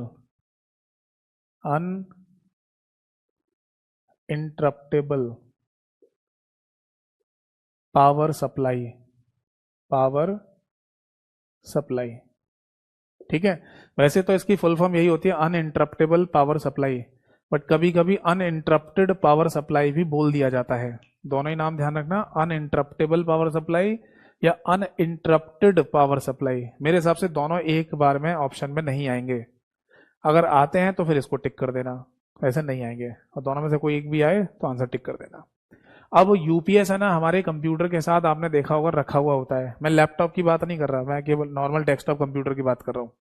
तो किसी डेस्कटॉप कंप्यूटर में आपको यूपीएस अगर रखा हुआ दिखाई दे रहा है तो क्यों रखते हैं इसको, क्यों रखा जाता है इसको? तो इसका सिंपल सा आंसर है, जो सभी लोगों को पता है कि हमें अपने कंप्यूटर में कुछ देर के लिए पावर सप्लाई मिल जाए। कब? जब इलेक्ट्रिसिटी पावर सप्लाई कट हो जाए, यानी जिसे बिजली चले जाना कहा जाता है। तब कुछ देर के लिए अगर हमें बिजली मिल जाए, इलेक्ट्रिसिटी पावर सप्लाई मिल जाए, तो हम अपने कंप्यूटर की जितनी भी फाइलें खुली हुई हैं उनको प्रॉपर बंद कर दें और कंप्यूटर को भी प्रॉपर शट डाउन कर दें, है ना। तो ये ज्यादातर लोगों को पता होता है यूपीएस का यूज होने का रीजन। बट एक्चुअल में यूपीएस हमारे कंप्यूटर में और भी किसी काम के लिए इस्तेमाल में लाया जा रहा है, और वो उसका प्राइमरी फंक्शन होता है, यानी कि प्राथमिक कार्य। ठीक है जी, नोट कीजिए इस बात को। ये कुछ समय पहले एक पेपर हुआ जहां पर एग्जाम में ये क्वेश्चन पूछा गया था कि यूपीएस का प्राथमिक कार्य बताइए, यानी कि प्राइमरी फंक्शन क्या होता है, ये आपको बताना है। तो बेटा किसी भी कंप्यूटर के साथ यूपीएस के रखे जाने का प्राइमरी फंक्शन होता है बेटा सर्ज प्रोटेक्शन। Surge protection. अब इस सर्ज शब्द का मीनिंग क्या होता है? इसका मतलब है इलेक्ट्रिसिटी फ्लक्चुएशन, यानी बिजली में आने वाले उतार चढ़ाव। तो लिखिए फ्लक्चुएशन, इलेक्ट्रिसिटी फ्लक्चुएशन। हिंदी में लिख लो बिजली में आने वाले उतार चढ़ाव। उतार चढ़ाव समझ में आ गई बात? यानी मोटे मोटे तौर पर आप ऐसे समझ लो कि जिनके घर में ना इलेक्ट्रिसिटी अप डाउन करती रहती है, कभी ज्यादा हो गई वोल्टेज, कभी कम हो गई, कभी ज्यादा कभी कम, और ऐसी कंडीशन में अगर आप अपने कंप्यूटर को बिना यूपीएस के चलाएंगे तो खराब हो जाएगा। तो इसलिए क्या करता है यूपीएस? सर्ज से प्रोटेक्शन करता है ना। सर्ज की रोकथाम। सर्ज का कोई हिंदी नाम नहीं है, बस ऐसे लिख लो, सर्ज की रोकथाम कर देता है। यानी कि अगर आपने अपने कंप्यूटर के साथ कोई यूपीएस लगा रखा है तो ये कांस्टेंट वोल्टेज देता रहेगा जब तक कंप्यूटर चल रहा है। भले ही पीछे है ना वोल्टेज कम ज्यादा होती रहे आपके घर में, पर कंप्यूटर को एक कांस्टेंट वोल्टेज देता रहेगा। ठीक है, इस काम के लिए यूपीएस का इस्तेमाल किया जाता है।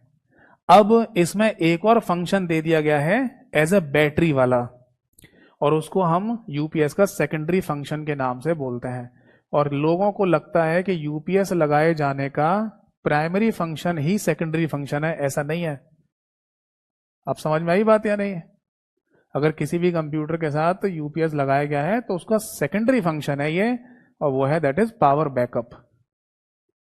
यानी कि अगर अचानक इलेक्ट्रिसिटी पावर सप्लाई चली जाए तो कुछ देर का पावर बैकअप मिल जाएगा हमें यूपीएस के थ्रू, 2-4-5 मिनट का, ताकि हम अपने कंप्यूटर को प्रॉपर शट डाउन कर दें, बंद कर दें। क्यों? अगर मान लो अचानक कंप्यूटर बंद हो जाए तो उस केस में हमारे कंप्यूटर की फाइलें करप्ट हो सकती हैं, हमारे कंप्यूटर का जो विंडोज ऑपरेटिंग सिस्टम है वो भी खराब हो सकता है, करप्ट हो सकता है, जिसको बोलते हैं विंडो क्रैश हो जाना, ऑपरेटिंग सिस्टम क्रैश हो जाना, वो भी हो सकता है। तो इससे रोकथाम के लिए, इससे बचाव के लिए ना हम यूपीएस लगा लेते हैं और वो पावर बैकअप दे देगा। अब आज के समय पर ना डेस्कटॉप कंप्यूटर लोग कम इस्तेमाल करते हैं, तो लैपटॉप आ गए हैं। तो लैपटॉप में तो पहले से बैटरी लगी होती है, तो आप उस बैटरी से घंटे 1.5 घंटे ही चला लेते हो कंप्यूटर को। ठीक है, बट अगर किसी डेस्कटॉप कंप्यूटर की बात कर रहे हैं तो उसके साथ यूपीएस जरूर लगा हुआ आपने देखा होगा। अगर किसी घर में या किसी जगह पर इलेक्ट्रिसिटी फ्लक्चुएट करती हो और अचानक बिजली चली जाती हो, उन केसेस में। ठीक है भाई, तो अब हम अपने इस चैप्टर को यहाँ पर फिनिश कर रहे हैं। Total the end of this chapter, यानी कंप्यूटर आर्किटेक्चर। मैं आशा करता हूं कि जो कंप्यूटर आर्किटेक्चर चैप्टर मैंने आपको समझाया वो बखूबी आपको समझ में आ गया होगा। जितना रेलेवेंट, जितना इंपॉर्टेंट हो सकता है वो मैंने आपको कराने की पूरी कोशिश की। अब आपको इसे याद रखना है ताकि आप एग्जाम में क्वेश्चन को ठीक कर पाएं। हम मिलेंगे अपनी नेक्स्ट क्लास में और नेक्स्ट चैप्टर को स्टार्ट करेंगे। नेक्स्ट चैप्टर कौन सा होगा ये मैंने आपको इंट्रोडक्शन क्लास में लिखवाया ही था। ठीक है भाई, तो आज की क्लास और सभा यहीं समाप्त होती है। अब पूछिए फटाफट जो पूछ रहे थे क्लास के बीच में। जो बच्चे क्लास के बीच में इस टॉपिक से हटके डाउट पूछ रहे थे, अब पूछिए क्या पूछना चाह रहे थे।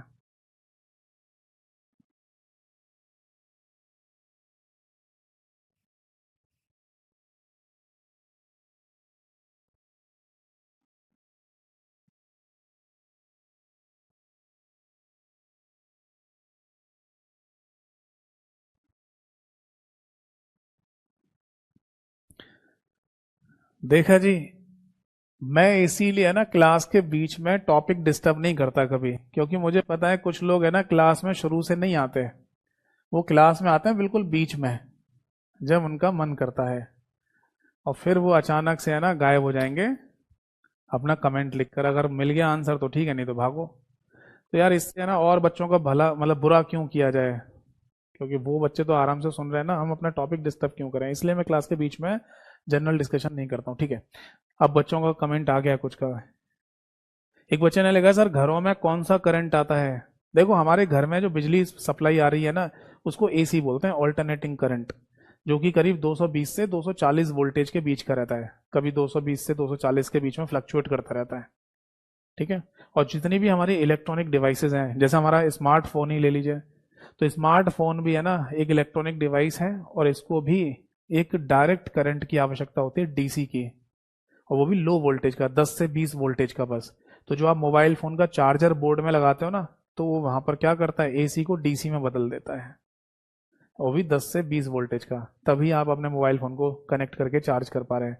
कभी अगर आपका मन करे और आप ये चेक करना चाहें कि हमारा मोबाइल फोन सीधे एसी पर काम करेगा या नहीं, तो आप एक काम करना, मोबाइल फोन के चार्जर की जो केबल है ना, ऐसे समझो, इस चार्जर को यहाँ से हटा देना, और इस केबल को, ये वाली साइड तो लगी हुई थी चार्जर में और ये लगी हुई थी मोबाइल फोन में, तो आप यहाँ से इसको काटना, और इसमें भी दो तार निकलेंगे, और उसको बिजली के बोर्ड में लगाकर और इधर मोबाइल फोन से कनेक्ट कर देना। तब आपको पता चलेगा कि हमारा या हमारी इलेक्ट्रॉनिक डिवाइसेस एसी पर काम करती है नहीं। ठीक है, ये प्रैक्टिकल मैंने करके देखा, अभी नहीं, आज से ना 10 12 15 साल पहले की बात है, तब करके देखा था। तब हमने चेक करके देखा ये चीज, क्या हुआ, बूम। मतलब ऐसा कोई ब्लास्ट नहीं हुआ था, बट पूरा काला हो गया था फोन। करके देख रहे थे, पता तो था कि देखो नुकसान तो होगा ही, पर करके देखा तो। सर कभी ग्वालियर आइए मेरे भाई, जरूर मौका मिलेगा तो जरूर आऊंगा, ठीक है। एक बच्चे ने लिखा है सर 8th पे कमीशन आने के बाद 4200 ग्रेड पे जॉब की सैलरी क्या होगी अप्रोक्स। देखिए अभी मैं इसके बारे में कुछ नहीं बता सकता, क्योंकि अभी आने दीजिए, ठीक है। उसमें क्या आपका डीए एचआरए क्या अलाउंसेस वो सब क्या बढ़ेंगे, वो सब तभी पता चलेगा जब आएगी, है ना। जब 8th पे कमीशन आएगा तभी पता चलेगा कि क्या डिसाइड करते हैं गवर्नमेंट। क्योंकि देखो ये जो करंट गवर्नमेंट चल रही है इनका कुछ नहीं पता, सही बताऊं रियली, है ना। कोई पहले से आइडिया नहीं लगा सकता कि अगले नए किसी नियम कानून में क्या चेंज या बदलाव करें। अब जैसे वित्तीय वर्ष की अगर हम बात करें, फाइनेंशियल ईयर की, तो पिछली बार जो टैक्स स्लैब था वो अलग था, इस बार फिर चेंज कर दिया, अलग कर दिया है। तो ऐसा थोड़ी है कि मतलब बिल्कुल ही है ना अचानक से 1 2 साल में ही कोई चेंज या बदलाव आ जाता होगा। पर टैक्स स्लैब में चेंज कर दिया है, तो पहले से ही क्यों नहीं सोचते इस चीज को। तो इस गवर्नमेंट की है ना थोड़ी सी है ना एक गलत बात मेरे को ये लगती है कि कभी भी कोई भी डिसीजन आ जाता है और वो पिछले वाले डिसीजन से बिल्कुल अलग भी हो सकता है। तो ये चीज है ना तभी पता चलेगी जब आएगा वो 4200 ग्रेड में लगभग क्या अप्रोक्स सैलरी होगी। बट इतना तो तय है यार, देखो सीधी सी बात है कि जो 4200 ग्रेड पे में सैलरी मिलेगी वो ऐसा तो है नहीं कि अभी जो मिल रही है उससे डबल हो जाएगी, ऐसा तो नहीं होगा, थोड़ा बहुत ही अंतर आता है। यूपी पीडब्ल्यूडी इरिगेशन रेड जेई वर्सेस सीएचएसएल में कौन सी जॉब अच्छी है। देखिए अच्छी मतलब किस सेंस में आप कह रहे हो कि कौन सी जॉब अच्छी है? सैलरी के ऊपर बोल रहे हो? तो जिसमें सैलरी ज्यादा मिलेगी वो अच्छी है फिर। वर्क काम काम नहीं करना पड़े इसलिए बोल रहे हो? तो फिर तो यार देखो, आपको हर एक सेक्टर को जज करना पड़ेगा, उसके बारे में पता करना पड़ेगा कि मेरे को किस सेक्टर में काम नहीं करना। आपको केवल कंप्यूटर पर बैठकर किसी ऑफिस में बैठ के ही काम करना है ना? तो आप CHSL को भी अप्लाई कर सकते हो, ठीक है। बट अगर मान लो आपको जैसे UPSSC वगैरह की जॉब अगर करनी है तो उसमें भी कुछ पोस्ट ऐसी हैं, कुछ जगह ऐसी हैं जहां पर आपको फील्ड वर्क भी करना पड़ेगा। तो डिपेंड ऑन द जॉब। आपको ये तय करना होगा कि आप अच्छी जॉब किसे कहते हैं। पैसे वाली जॉब को अच्छी कहते हैं जिसमें ज्यादा पैसा मिलेगा, या फिर उस जॉब को अच्छा बोलते हैं जिसमें एक में बैठ के काम करना है, एक में आपको फील्ड वर्क भी करना होगा। वो आप तय करिए, ठीक है। सैलरी, वर्क, पैसा, सब कुछ। अरे पहले एक जॉब ले लो। कौन है ये? आदेश राघव जी। मेरे भाई आप पहले कोई एक जॉब ले लो, ताकि आपको है ना मतलब एक कॉन्फिडेंस आ जाए कि हाँ जी मेरे पास एक सरकारी नौकरी है, मैं एक सेटल हो गया, मेरे को अब सैलरी आ रही है। फिर आप देख लेना, अगर आपको उसमें मन नहीं लग रहा फिर से तैयारी करो, दूसरी जॉब निकाल दो। बहुत सारे लोग होते हैं ऐसे भी हमारे पास, है ना। बहुत सारे स्टूडेंट्स के रिकॉर्ड्स हैं जिन्होंने 8-8 10-10 सिलेक्शन लिए हैं, क्योंकि जिसमें जॉब कर रहे थे उसमें सेटिस्फेक्शन नहीं मिला तो फिर किसी और की तैयारी कर रहे हैं। या कंपैरेटिवली मतलब साथ के साथ ही, है ना, उन्होंने कई सारे एग्जाम दे दिए, उनमें क्लियर हो गए। तो पहला हमारा मोटो होना चाहिए, पहली हमारी मोटो सैलरी या जो वर्किंग प्रोसेस है वो नहीं होना चाहिए। पहला हमारा मोटो होना चाहिए कि हमें गवर्नमेंट जॉब सिक्योर करनी है, हमें एक सरकारी पद पर जाना है। ठीक है भाई, चलिए। तो आज की क्लास और आज की सभा यहीं पर समाप्त करते हैं, ऑलरेडी टाइम हो चुका है। फिर मेरी नेक्स्ट एक दूसरी क्लास भी है, उसके लिए लेट हो जाऊंगा फिर मैं। तो अगली क्लास में मिलेंगे, तब तक के लिए नमस्कार सभी को। जय हिंद।